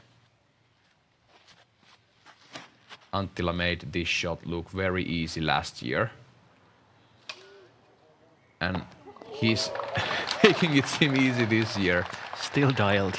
Same disc, same plan, same throw. Yeah, a bit of a luck there from the tree, but I won't count that. Yeah. He deserved one. He's been battling against himself. Indeed. Let's see. Now we see a forehand. Needs trouble. Looking solid. Ooh. That was a hollow sound from these 150-year-old trees.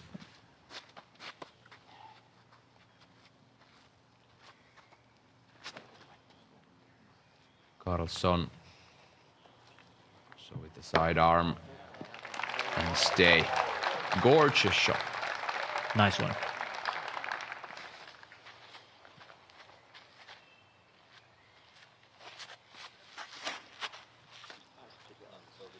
Let's look at this one again from Niklas Anttila. No matter, in the bullseye for the birdie. And just like you told us a couple of minutes ago, just like you told us, he doesn't care how he plays. He just goes forward, executes, tries his best.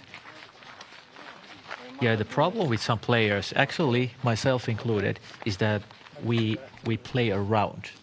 Niklas is playing a hole. So, okay, he took a double bogey, the hole is behind, and now it's the next hole.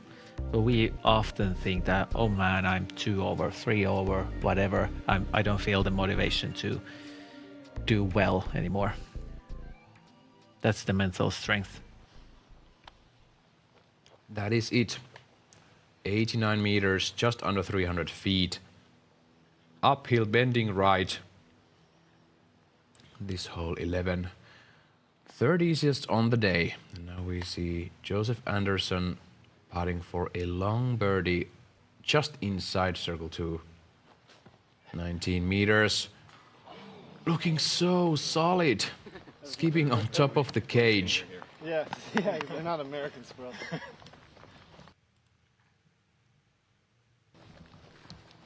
I was saying, like, I've always seen birds. There's 2. Mine's pink. They hit off a rock. I think you... Oh, right there. Paul Macbeth still inside circle 1, barely.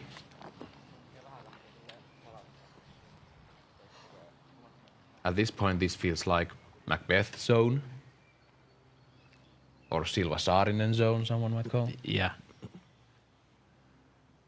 10 meters.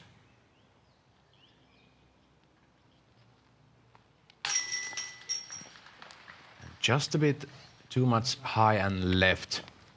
Doesn't catch.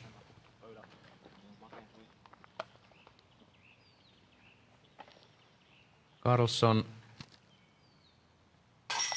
takes the birdie from 4 meters. Anttila will be doing the same.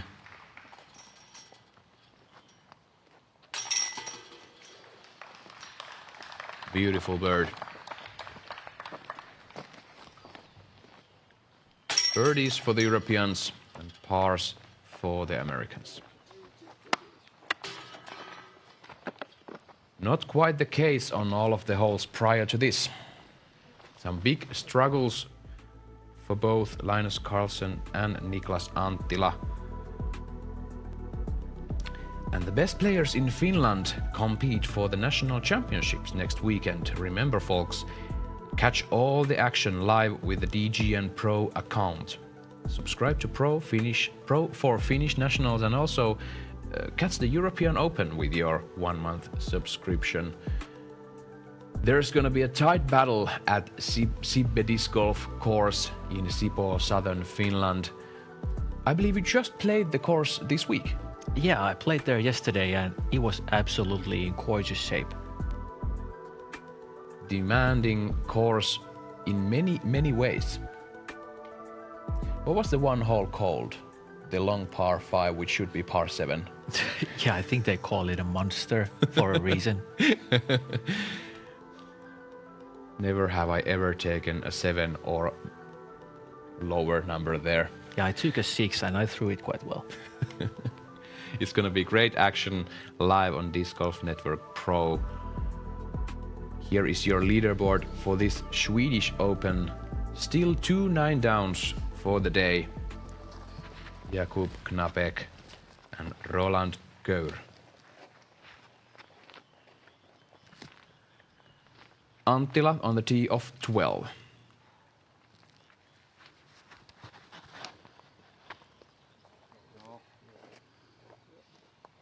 And going through the woods on the right. I will call that an instant birdie. That was so good. That looked fine and didn't get any nasty skips to the right. Niklas could even be surprised about that. He's gotten so many bad kicks this round, I can't even count them. Carlson, listen to that sound coming off when he's throwing that sidearm. Gorgeous. That was also really good. Maybe hyzering a bit to the right side. I think Linus has been playing a bit more forehand this round than usually. Maybe he's feeling it. Macbeth. Oh. That seemed way too much right from here, but he faded towards left.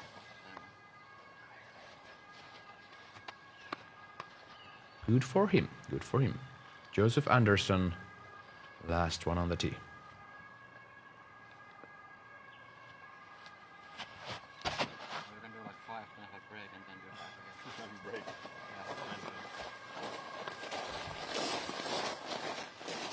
Anderson showing us the straight shot.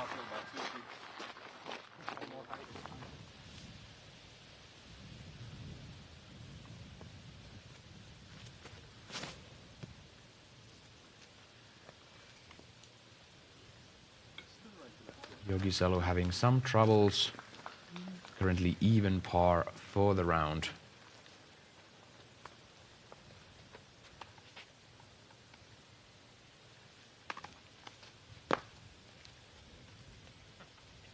Calvin just checking the deluxe size tee sign and picking up a disc to go with.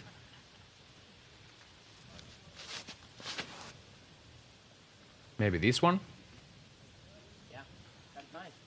Yeah, that's fine. First shot on the hole.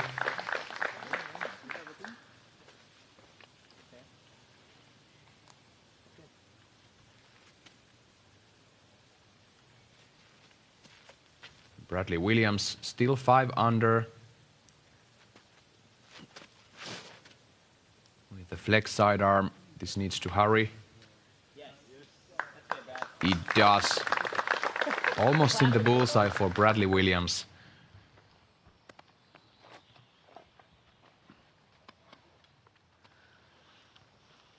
Joseph Anderson, first one. Okay, if this was the shortest, we are really close to a star frame here. That is exactly the point. Stable up. It does. Watch this, folks. That's how you do it. So great to see all the spectators there watching this live at Umeå Gardens. Valen Holland. Oh, this is pulled left.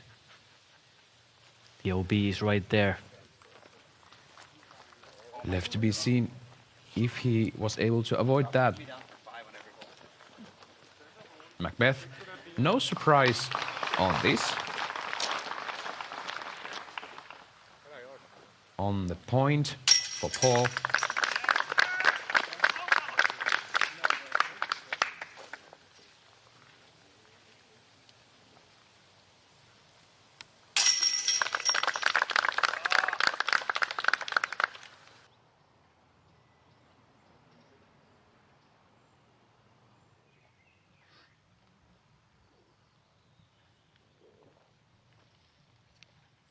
Carlson. Anttila still waiting for his turn. I said it was perfect shot. It was really good. I'm really in awe now. Now Linus. Is he going through? He is. He wants this to settle and gets a great roll under the basket. Yes, sir. Easy tapping. Yeah, local knowledge to take a safe hyzer to the left and roll down for the pin. Carlson has been playing this course a lot. Not this year though. He's been grinding those competitions in the States.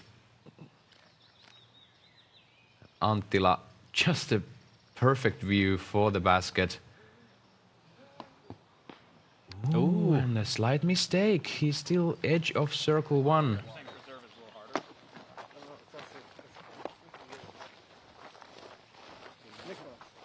Niklas.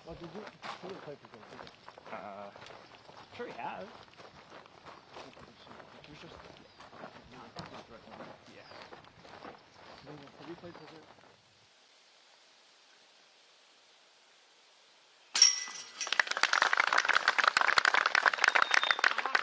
Clay Edwards, solid putt. The edge of the bush. Great to see these guys having fun and enjoying their time. The rain has gone away for sure.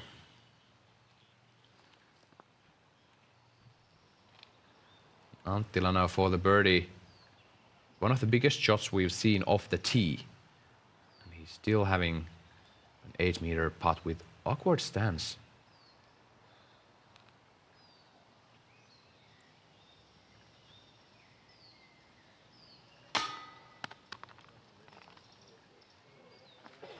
And a rare case of Niklas Anttila missing low and right.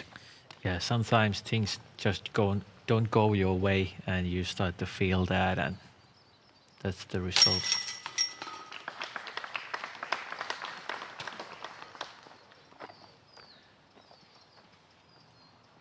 That's an unprecedented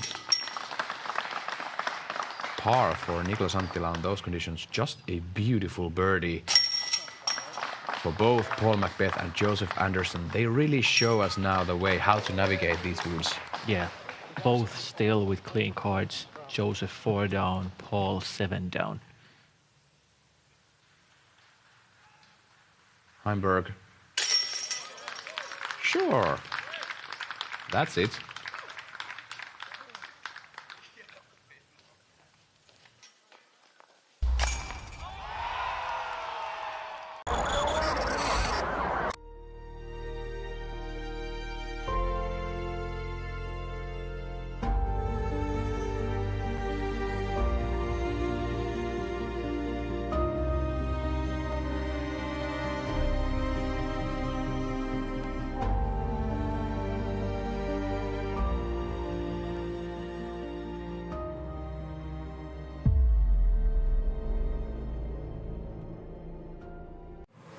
We are here.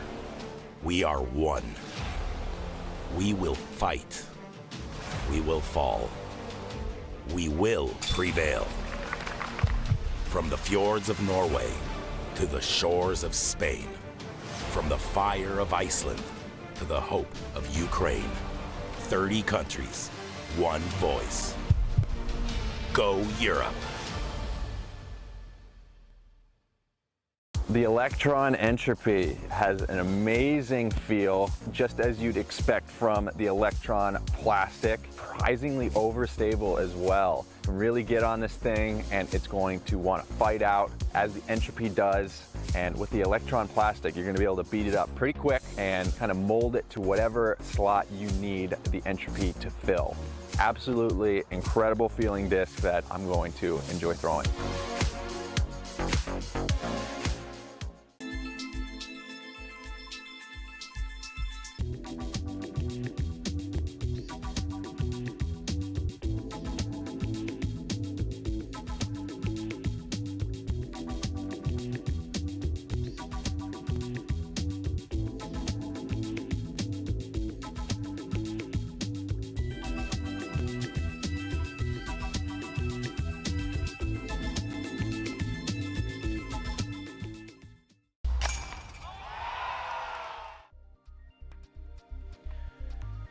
Great to see those international players, both from the Europe and the States, gathering here in Borås, Sweden, as the Swedish Open is presented by Castplast, the better way of living.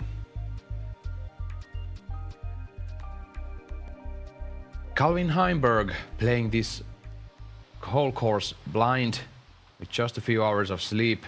Currently 3 down, charging up. He has 2 holes to go as we see Paul Macbeth challenging the hole 13. Par 3, 112 meters, really tricky hole.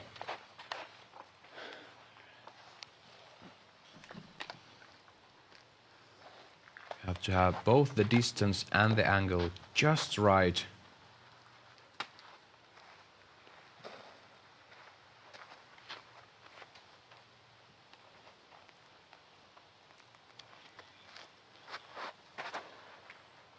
Anderson hitting the middle tree.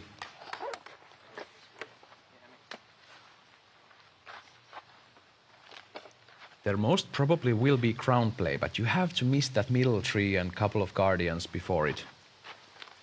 That's true. There's the par rate is 59%, so it seems like it's highly common to hit something and get an easy par. This is looking good. Does it miss? It does, and gets the skip. 5 meters for the birdie for Niklas Anttila.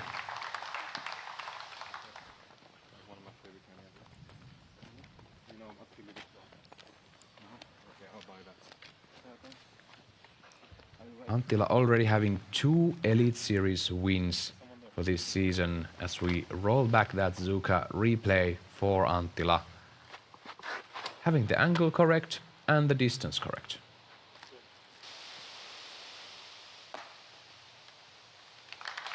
That's how you play it.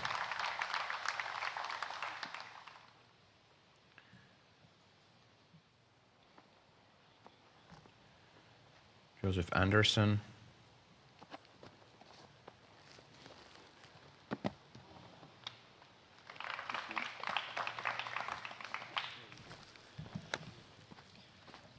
It has been really great to see Joey Buckets' game this season. He took 9th in the first DGPT Elite Series event of the season, the Chess.com Invitational. 6th place at Champions Cup, 4th place at the Dynamic Discs Open. Really solid game from the young gun.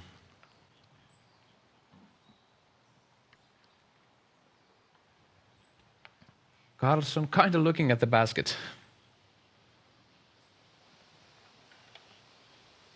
Yeah, he has somewhat of a line there from deep in the woods, but yeah, okay with taking the par.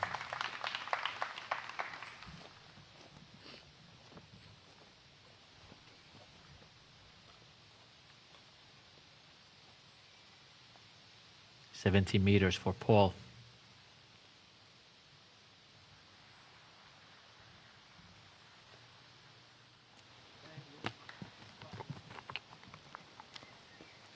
The beast mode is taming down a bit. Maybe a bit, yeah.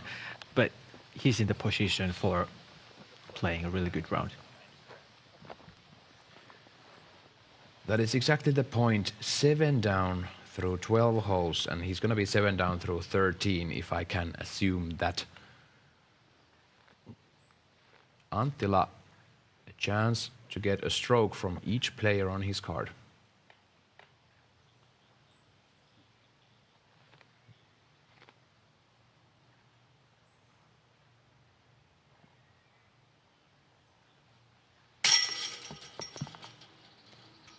A bit too high. It's not the final day Sunday, so Anttila is not feeling it as hard as on the last round of Turku Open 2024. Folks, if you haven't watched that round, you should go and watch it.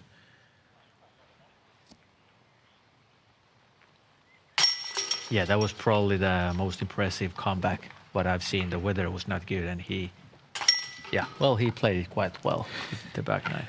But what about the last part, the Nick missed. I felt that he took a little bit longer with his routine, so he's not feeling it and missing the putt slightly. So it like flies and starts turning mid-flight, and I pretty much needed it to like stand the tournament. Like 30, 35 meters or something. Yeah, like 80 feet. Yeah, I don't remember. Okay. Might have been more. Might have been like 90 or 100 feet. It was super behind it. Way back. Valen Holland at this point 5 down, so some late round struggles for him. It doesn't look good on hole 17. While in Sweden, still there's other things coming up too. The Portland Open will be broadcasted this weekend on CBS Sports Network. So make sure to tune in this Sunday, June 30th at 6 p.m. Eastern Time. What a great thing to have disc golf at CBS Sports Network. Great to have some new pair of eyeballs for this sport of ours.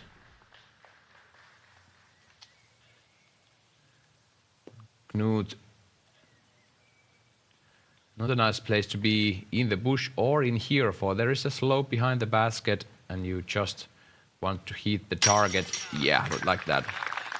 Really well done, but he has been cooling down a little bit after the hot start. But 5 down, just keep it in and score a couple of birdies and you should be in the top 10.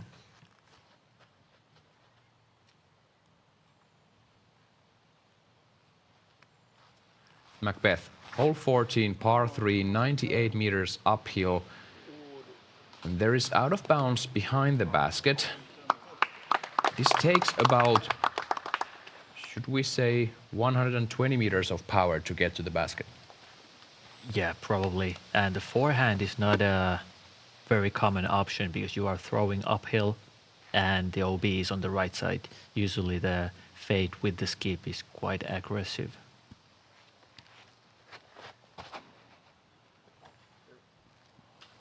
Buckets going high, risking the bush and getting through, looking at the basket for the birdie. Finding the buckets. Anttila, hyzer flip to turn. Does it hold though?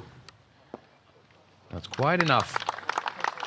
Near circle two's edge.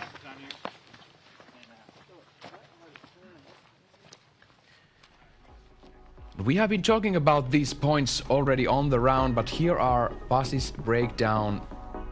The points brought to you by Black Ink Discs. What are we looking at? 3 points. Yeah, already we have seen a lot of putters being thrown.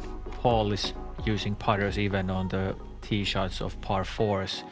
And no DOBs. We have seen players hit the first tree or the tree in the middle and get an OB.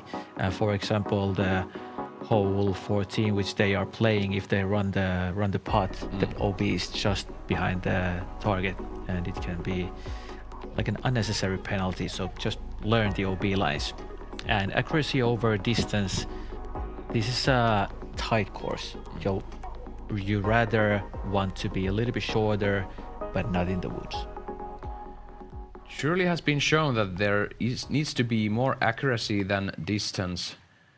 There are places for those big shots, but most likely you should take the percentage and aim for the accuracy and touch. Carlson, beautiful upshot. The bullseye for par. How about Bradley Williams? On the hole 17. 7 down at the moment. Looking good. 2 bogeys in the cards, so 9 birdies for Williams. 2 birdies in a row from 16 and 17. That's not a common thing to see from 16. Exactly. So this is an interesting thing to see. The OB is right behind the target, as you see the crowd right there.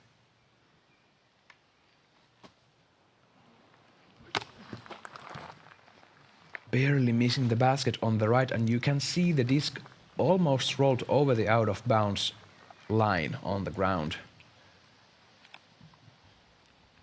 How about Nikke? I guess he's not in the mood for laying up. I would say this is about 13 meters.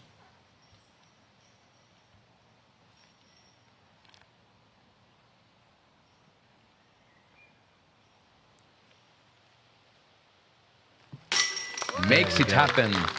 Right to left wind. Niklas Anttila doesn't care about it, doesn't care about the out of bounds. Is this the boost Anttila needed? He still has 4 holes to play. All birdieable for him? Could be, could be. And the holes 15, 16 and 17 are playing right around par. So relatively easy birdies coming up. Joseph Anderson not able to cut the birdie, although had the best drive of the bunch.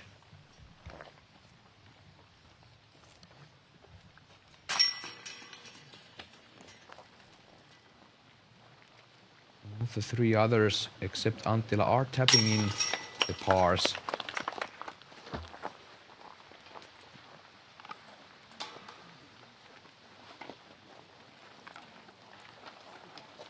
Hole 15 that we're going to see next is the shortest one on the course.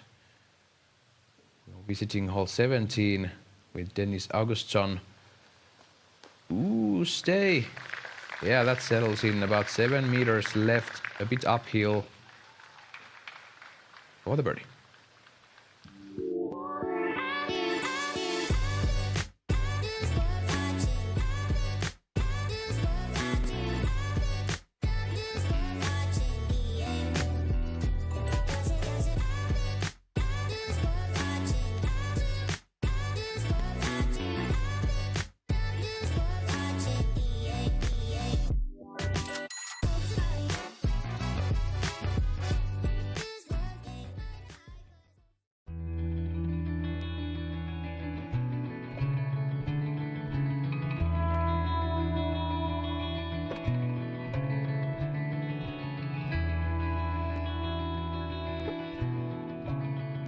Introducing the Birdie Derby, a ready-to-run tournament package from Prodigy Disc. It's the perfect 3-disc tournament to welcome new players and give experienced throwers something new to try.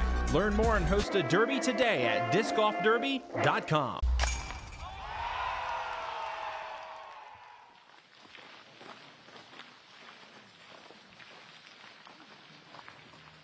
Hole 15, 76 meters, par 3. One of the tightest gaps off the tee. And Paul Macbeth wants to stay clean and wants to grab another birdie. 7 down through 14 holes, bogey free. Hole 15 is the shortest one on the course, but still playing not that easy as one might think. 2.88.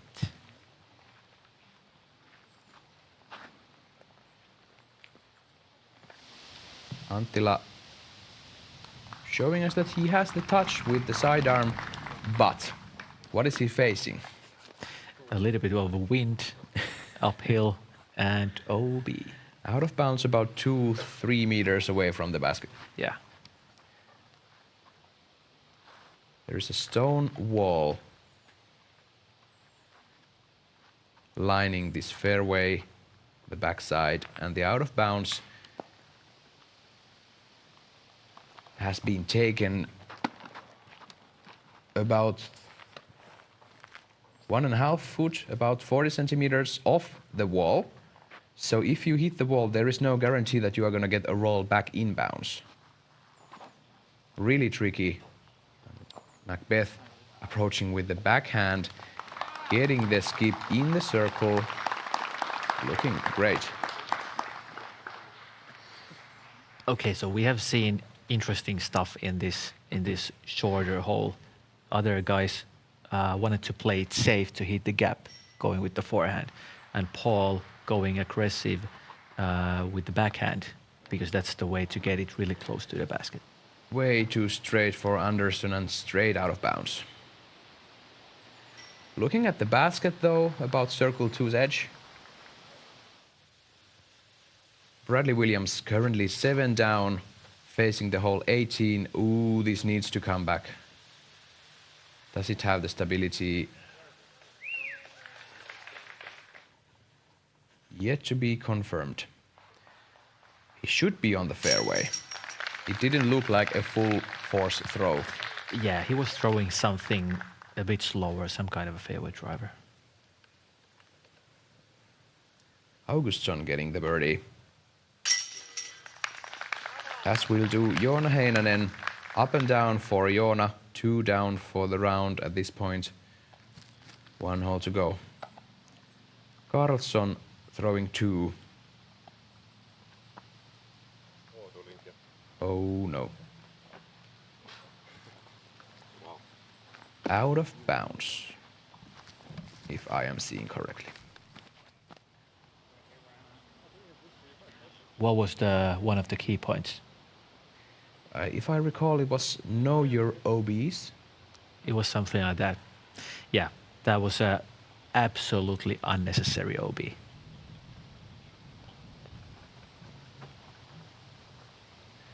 He wanted to challenge the wind and the uphill putt for sure.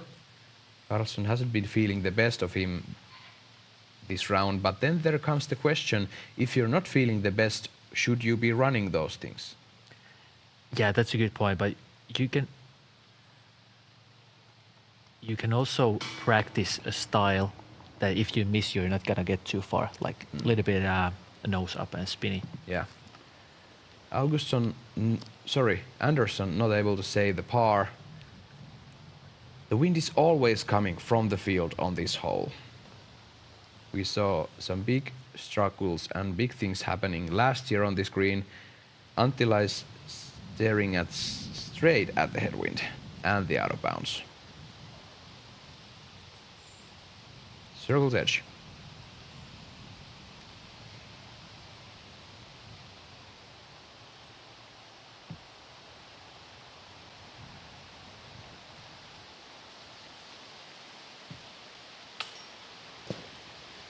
And that's the mistake. That is a mistake. It was by no means an easy putt. Headwind and a little bit the branches right behind the line.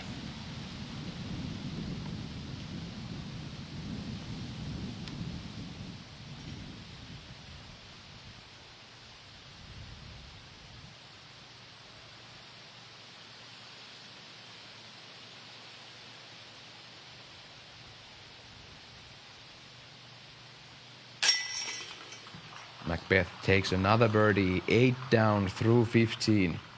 Really well done, taking the time to feel the wind because it's coming up with little gusts. That's the experience that's showing.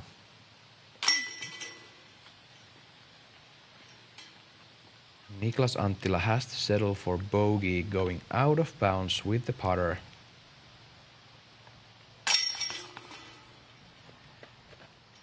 Another great hole for this card. We saw 1 birdie. All in all, playing 1 over for the hole, this feature card of ours.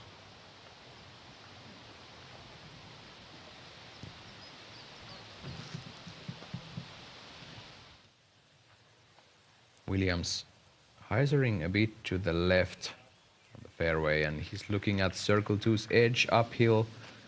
Oh, this is even further, so now he's wanting the par. It settles in nicely. Humidity is high at Borås, Sweden. 2 people sharing the lead spot with 9 down for the day. Jakub Knabek and Roland Gōr, but they are getting a challenger. Paul Macbeth. You might have heard of him. 15 holes done, 8 down. No bogeys. Bradley Williams and Dennis Augustsson trying their best to get to 8 down. The other players in the first feature card, Anderson, Carlsson and Anttila, are 3 down, 2 down and even. interesting things happening.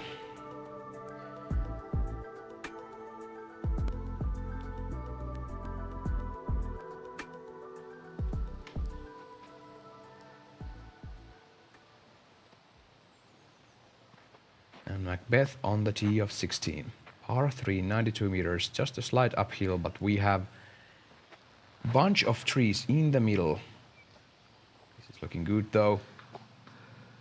That's because it is 6 to 7 meters left for Macbeth to go 9 down bogey free. And share the lead. And share the lead.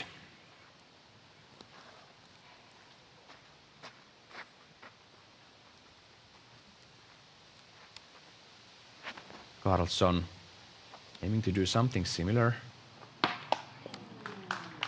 Just get the last 3. Circle 2.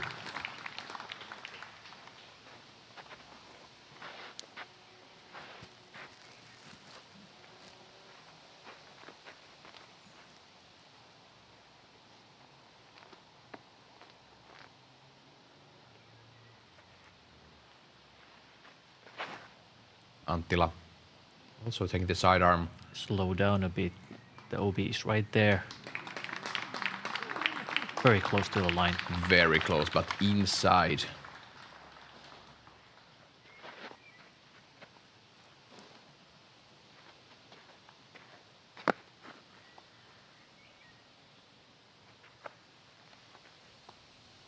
Four sidearms off the tee for the first feature card.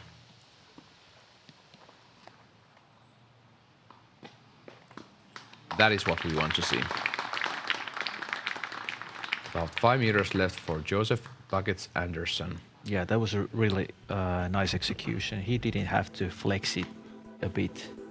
Other players wanted to keep it low and flex it just slightly. And tickets for all the DGPT Europe events are on sale now, so grab your tickets to an event near you and scan the QR code for more information. These events are great to be experienced live. You can feel the excitement and feel the tension between the players. There's not a better trip to make outdoors than follow some great disc golf.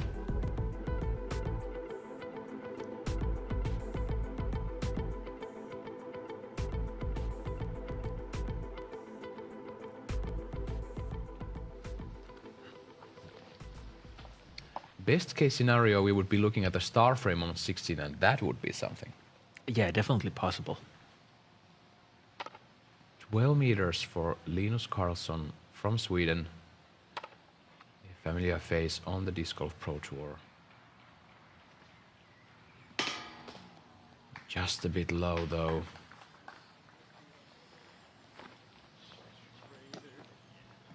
Doesn't get the putter high enough.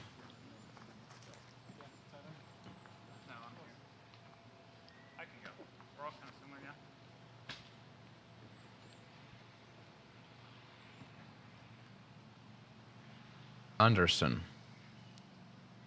6 meters. For sure. Make it count. Joseph Anderson grabs a birdie. Moves to 4 down for the round.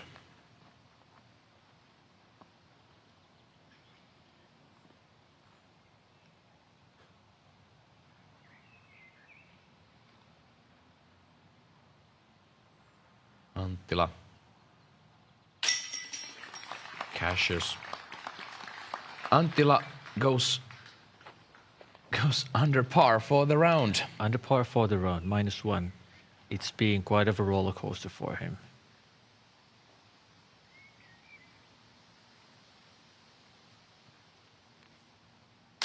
Macbeth takes the hyzer putt to avoid the tree. That's 9 birdies.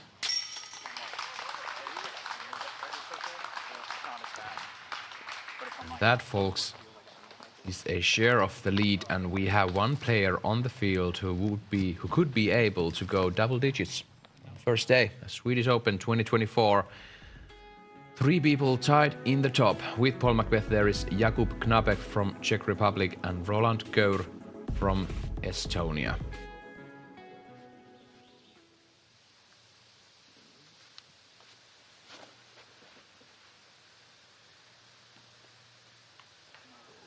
Oh, very unfortunate kick. Was looking really good out of the hand.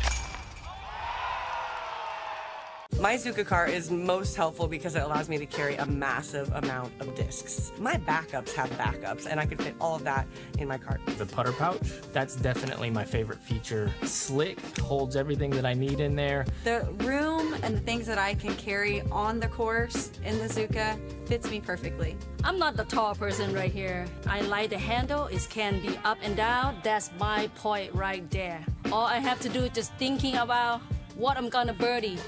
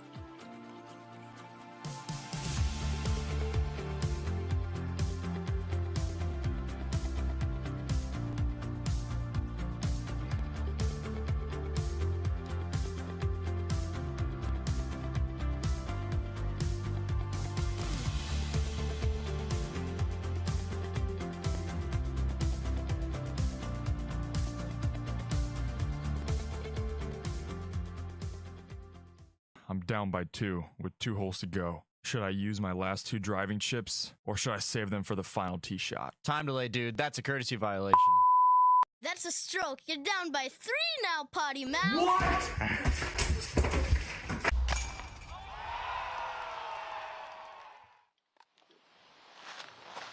Two more holes. That is what this feature car number 1 is facing on the opening day, the MPO Swedish Open 2024. Paul Macbeth on the tee. Par 3, 110 meters. This is risking out of bounds right, but luckily low enough. Avoids the out of bounds.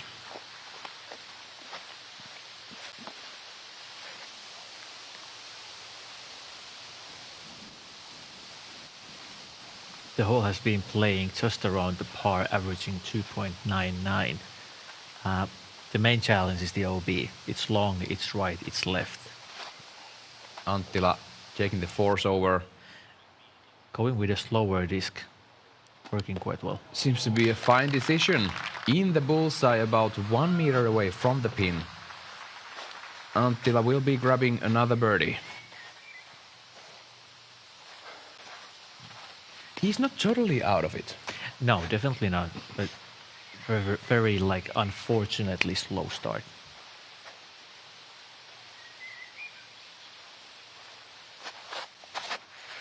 Anderson, very smooth form.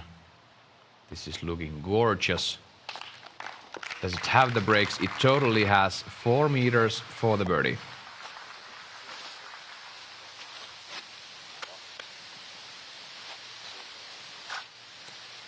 Linus Karlsson.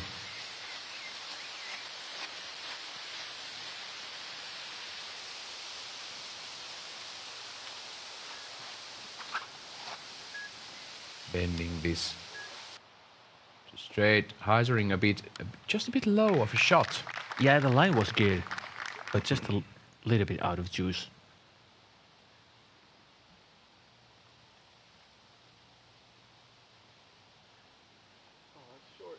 Beth, just a bit short. Yeah, we saw some action when it landed, but I think it stopped right before going OB.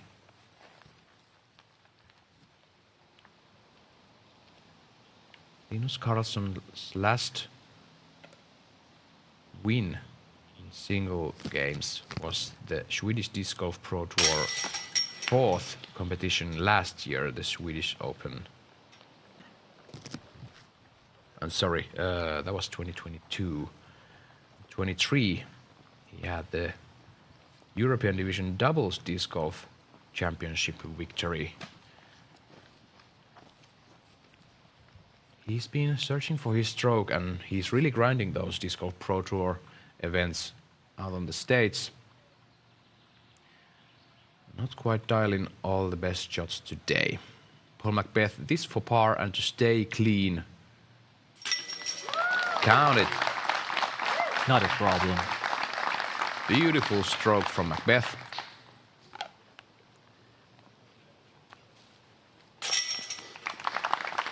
Anderson taking the birdie.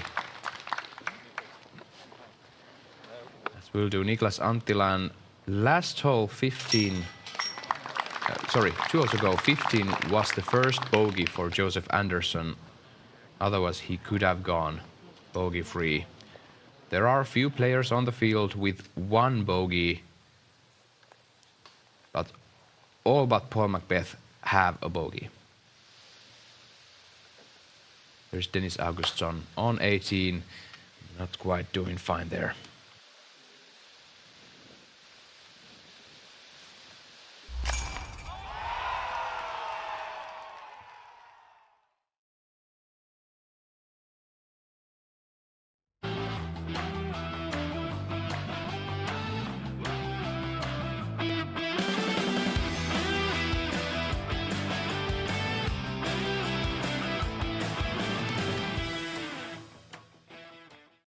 Mark your calendars for the European Disc Golf Festival, a Disc Golf Pro Tour event in Estonia at the historic Tallinn Song Festival grounds from July 24th to 28th. Watch top athletes like Kristen Tatar, Evelina Salonen, Simon Lizotte, and many others compete. Don't miss out. Visit discfestival.com for tickets and more information.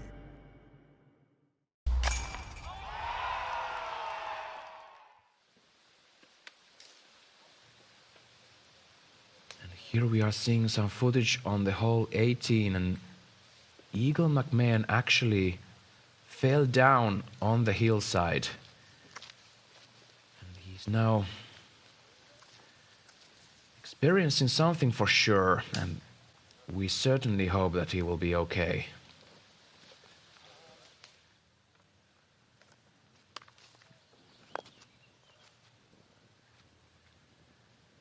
This is after the incident, so still playing, trying to finish the round and continue for tomorrow.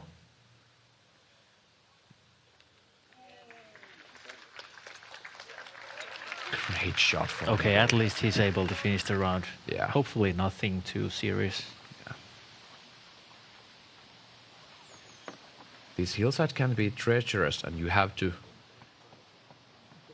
take a clear note on where you are stepping.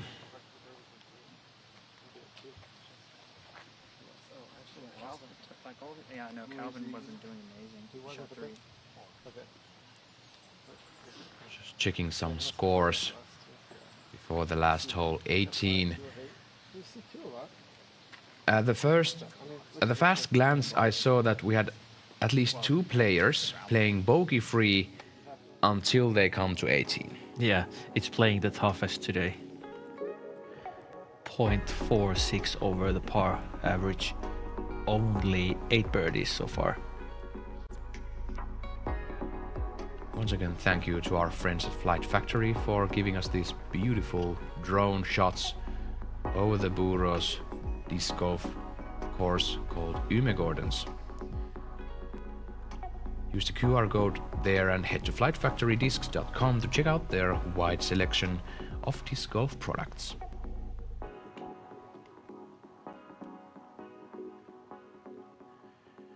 This is such a demanding hole, 235 meters par 4.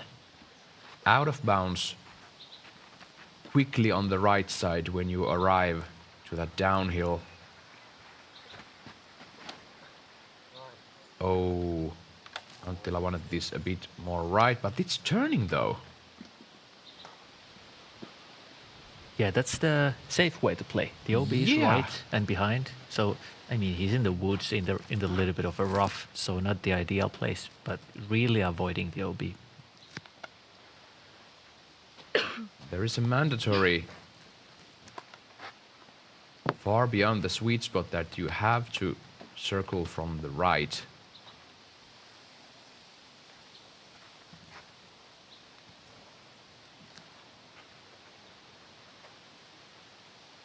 Anderson. 5 down currently. Turning beautifully. Does it hold and does it fade? It certainly fades, but a bit too early for Anderson. Not looking good for the birdie.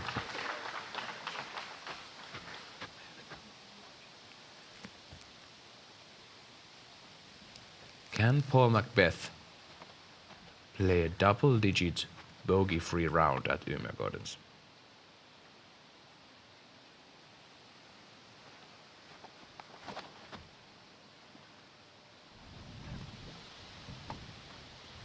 This is hyzering early, and that is not a place for birdie. Really common on this hole to hyzer too early, because you would just want to avoid the out of bounds, right? Yeah, I think all the three players are pretty much in the same spot. Now this is turning a bit more, challenging the OB, challenging it a bit too much. Oh, he got a green. Yeah. Edwards, green of 18. Cashes the last putt for the birdie. Ends up 6 down, only 1 bogey on hole number 1. 6 down is solid. Really great round from Edwards. McMahon. He's using the umbrella to secure his footing. I really just hope he's playing extra safe to get it checked out if there's something broken. Oh man. Doesn't seem like sure about his condition. We certainly hope everything will be fine. There are big events coming. He's been waiting for a long time. Oh, you're the orange cone, probably. Yep, there she is.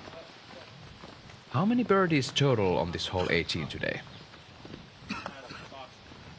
Total of 8 birdies. 8 birdies for the whole field. And bogey or worse, 46%, so almost half of the field. Yeah, that is true.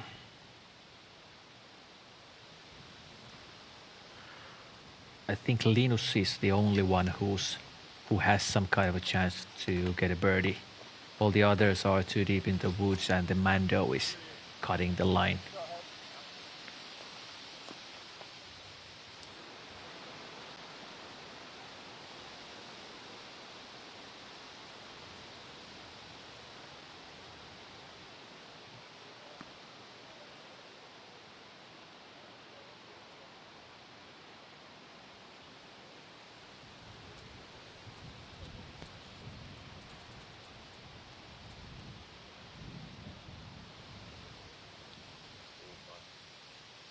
Linus Karlsson throwing 2 and throwing standstill. He has the power to get to the pin, but does he have a good line?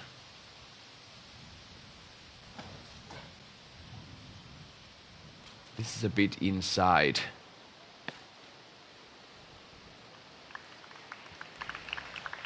Still pretty well done. Throwing standstill right behind the rocks. Yeah, throwing uphill. And also headwind, so some kind of a birdie look that he's getting is totally okay from there.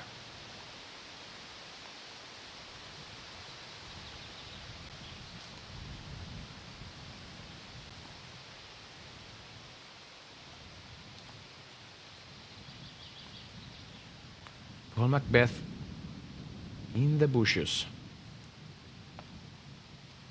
Wants this high and spiky.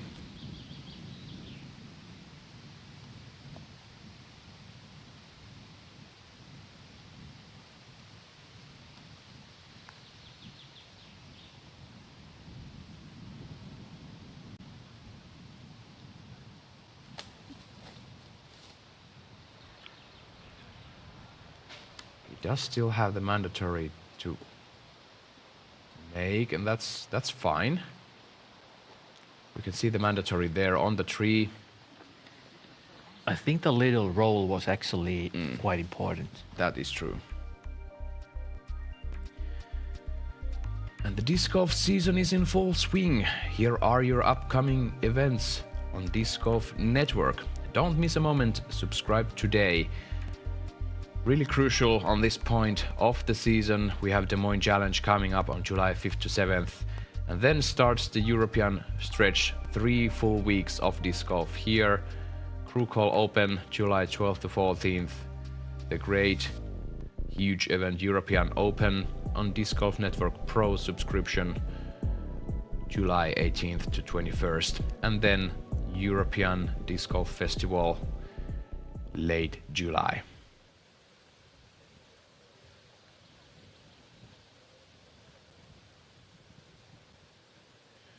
I wonder if the wind is favorable, if they can kind of ride it and get it somewhere in the C2.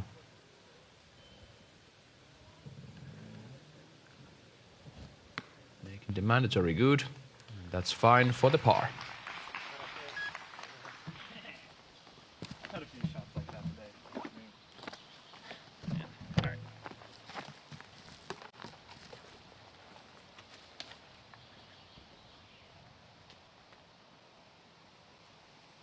Anttila, some similar problems. He's not on the fairway and he doesn't have a look for the birdie. Aiming at the par? Yeah, aiming at the par, no chance to do any tricks from here. Well, maybe, because there's a backstop at the target, so you can run it from 25 meters, maybe even 30 meters. He doesn't have the full run up. Has to go standstill. Oh! And there is the mandatory. That was... Okay, this is going to be interesting to see. I have no idea if he made it or missed it.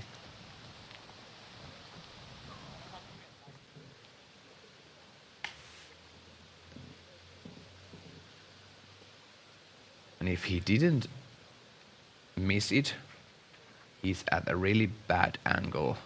Well, left to be seen. Here are some notable statistics of Paul Macbeth, brought to you by Paragon Disc Golf. Some nice statistics there, and think about that, 92% Circle 1X and only 24th on the field. Those are some crazy stats these players are achieving these days. Macbeth almost ringing the basket in his third.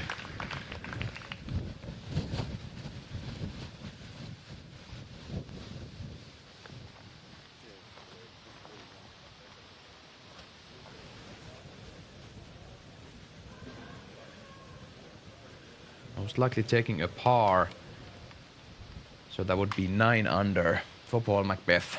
Not any double digits today. Okay, so Niklas Anttila made the mando correctly, and he's looking at relatively easy par. That is a relief for Anttila. Oh, stop, stop, stop. Hitting the pole and rolling back down 11 meters uphill left for Anttila.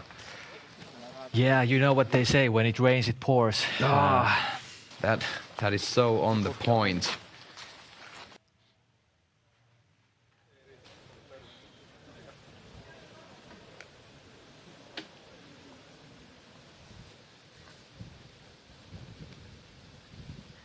Couple of shots left on this opening day at Swedish Open 2024.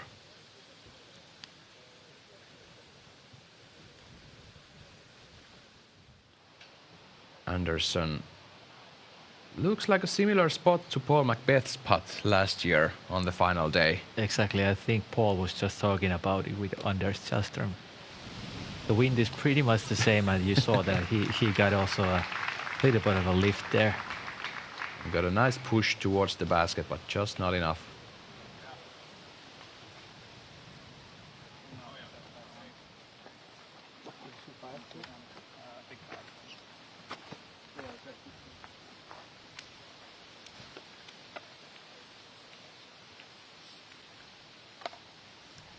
Linus Karlsson. Solid distance from the second shot. For a righty, this is actually a quite nice putt to have, fading to the hillside.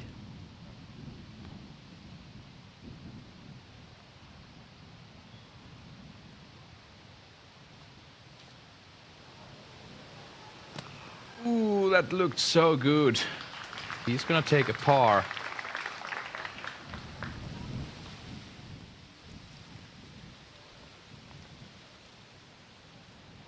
Linus Karlsson will be taking a 2-down round. How about Niklas Anttila? Can he secure the par and stay 2 under for this round? Huge struggles for Anttila.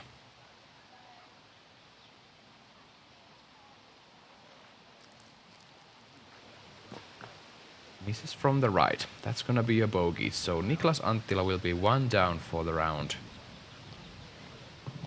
And Paul Macbeth will have a better score after day 1 than all the other 3 players in his card combined. Exactly. Very well played. 0 bogeys. I think he didn't have any trouble. All the trouble that he had were like missing the birdies and taking pars. 9 birdies. And 9 pars for Paul Macbeth. Anttila for the bogey, bit of a crosswind. In the basket.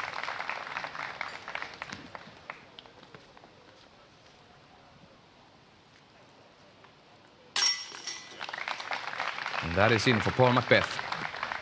He has 2 players with him in the lead card tomorrow with the same result than today. Than him. Jakub Knapek and Roland Gōr. The track is scoreable, but you really have to keep your head in the moment.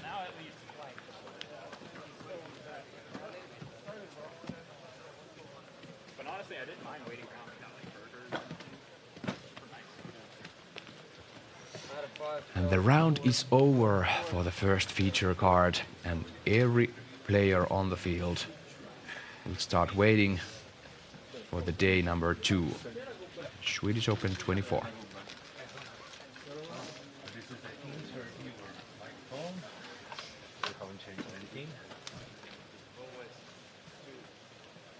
Beautiful scorecard for Paul Macbeth.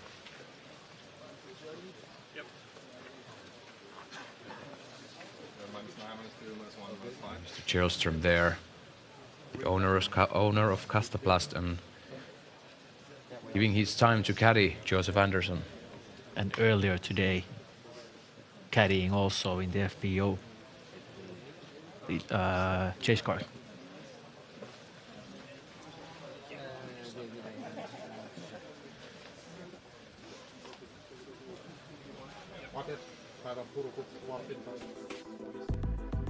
And here is the final leaderboard for this Friday. Macbeth, Knapet and Gōr 9 down. James Proctor rounding out the lead card tomorrow, 8 down. The only guy making it 8 down. Then we have a stacked chase card with Bradley Williams, Morten Brenna, Onni Arminen and Eetu Tuominen all 7 down. And I believe Paavo Putto has the biggest PDGA number of that bunch. I assume so. James Conrad tied 10th place with -6 for the day. Clay Edwards also there, -6. And that is basically what we were estimating in the early round. Maybe a double-digit round, but Paul Macbeth really showed us what he's made of and avoided the trouble, took the accuracy over distance, took those putters and dialed the lines and knew where the OBs were. Exactly. Watching him play was like he played really easy golf. No problems, no trouble, avoiding the places where you don't want to be. A couple of OBs, but those were the risks that you want to have. Let's hear from the man himself. He's on the clubhouse.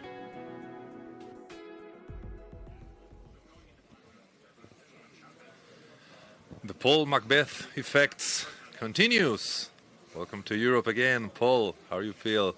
I feel good. It's always a pleasure to come out here, play in Sweden, play in Europe. It's a different atmosphere, and I don't know. I feel at home out here. Hundreds of people, kids are waiting there so that you sign their caps. This is a perfect place to. You are hunting for your first victory this year, and you're the defending champion on the Swedish Open. I feel that it's a perfect place to do it. Yeah, I mean, like you said, defending champion here. Last year was a great battle with Niklas. This year, been struggling, but really got here and wanted to drill some things, putting, driving, everything in my game. I feel like I've been working on it, but not putting it together. So I feel like I've just been working on the wrong things, and finally felt like some things clicked. And yeah, bogey free today. Can't complain about that. How can you play such a difficult course, such a technical course, so many tight gaps? Being bogey free is really, really, really hard to do. Yeah, I got I think 2 or 3 lucky shots in there where I missed my line, didn't hit the fairway, but still snuck through, pushed forward. So that really helped. But I just really didn't have any tough putts for par besides 17 with that rollaway. I just felt like I was, sitting close and knocking down the birdies when I had them, and getting the pars when I needed. So, yeah, I can't complain, and yeah, took my moments when I had them. Okay, congratulations for that first round, and thank you for this Paul Macbeth effect that is helping to have hundreds of people here cheering for all players. Thank you so much. Thank you.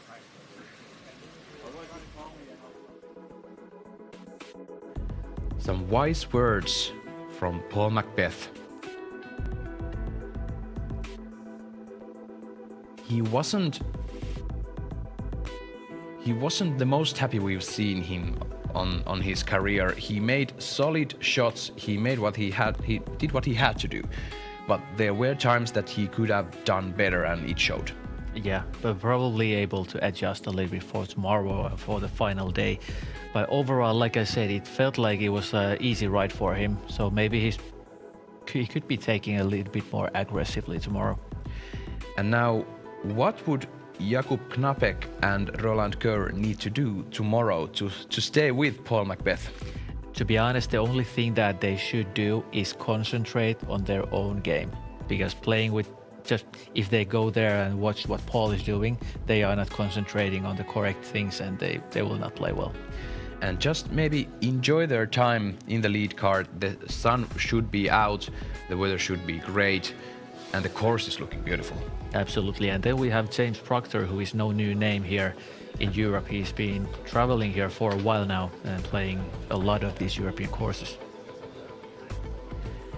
And then we still have to figure out what is the OTB shot of the day. Do you have anything in mind? Wow. I think Joona Heinänen's drive on hole 5 was pretty good. Oh yeah. Even though didn't end up taking the eagle, but it was impressive indeed. And then we have Niklas Anttila's drive on 17. That was about a meter away from the pole. Left to be seen, what will be the OTB shot of the day for the MPO?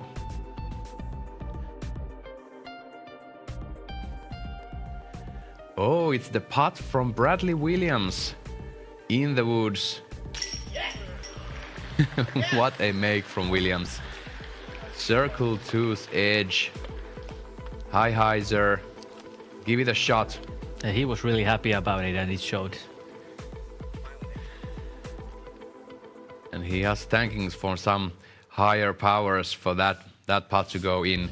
Great to see Bradley, and great to see all the other states players in Europe and preparing for the European Open, I assume. Exactly. A lot of big names here challenged by the course. Interesting to see if they can climb up to the lead card. There's James Proctor and some European names there. And then we have a bunch of, I think 5 people are -7 for today, and they are challenging those top players. Only 2 strokes separating, I believe, the first place players and the 9th.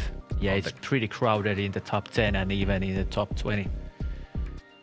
Here are the broadcast times for this tournament. 9:40 a.m. local time in Sweden. The FPO will start their day tomorrow, and the MPO will follow suit. 3:40 p.m. local time, 9:40 a.m. US Eastern, and you can find the action live on Disc Golf Network and the post-production coverage on MDG Media. Pasi, do you have any last wishes for the crowd? Just take it easy, enjoy disc golf, enjoy summer, and watch some disc golf. And we'll see you again tomorrow with the Swedish Open Moving Day 2024. Thank you for following. We'll see you tomorrow.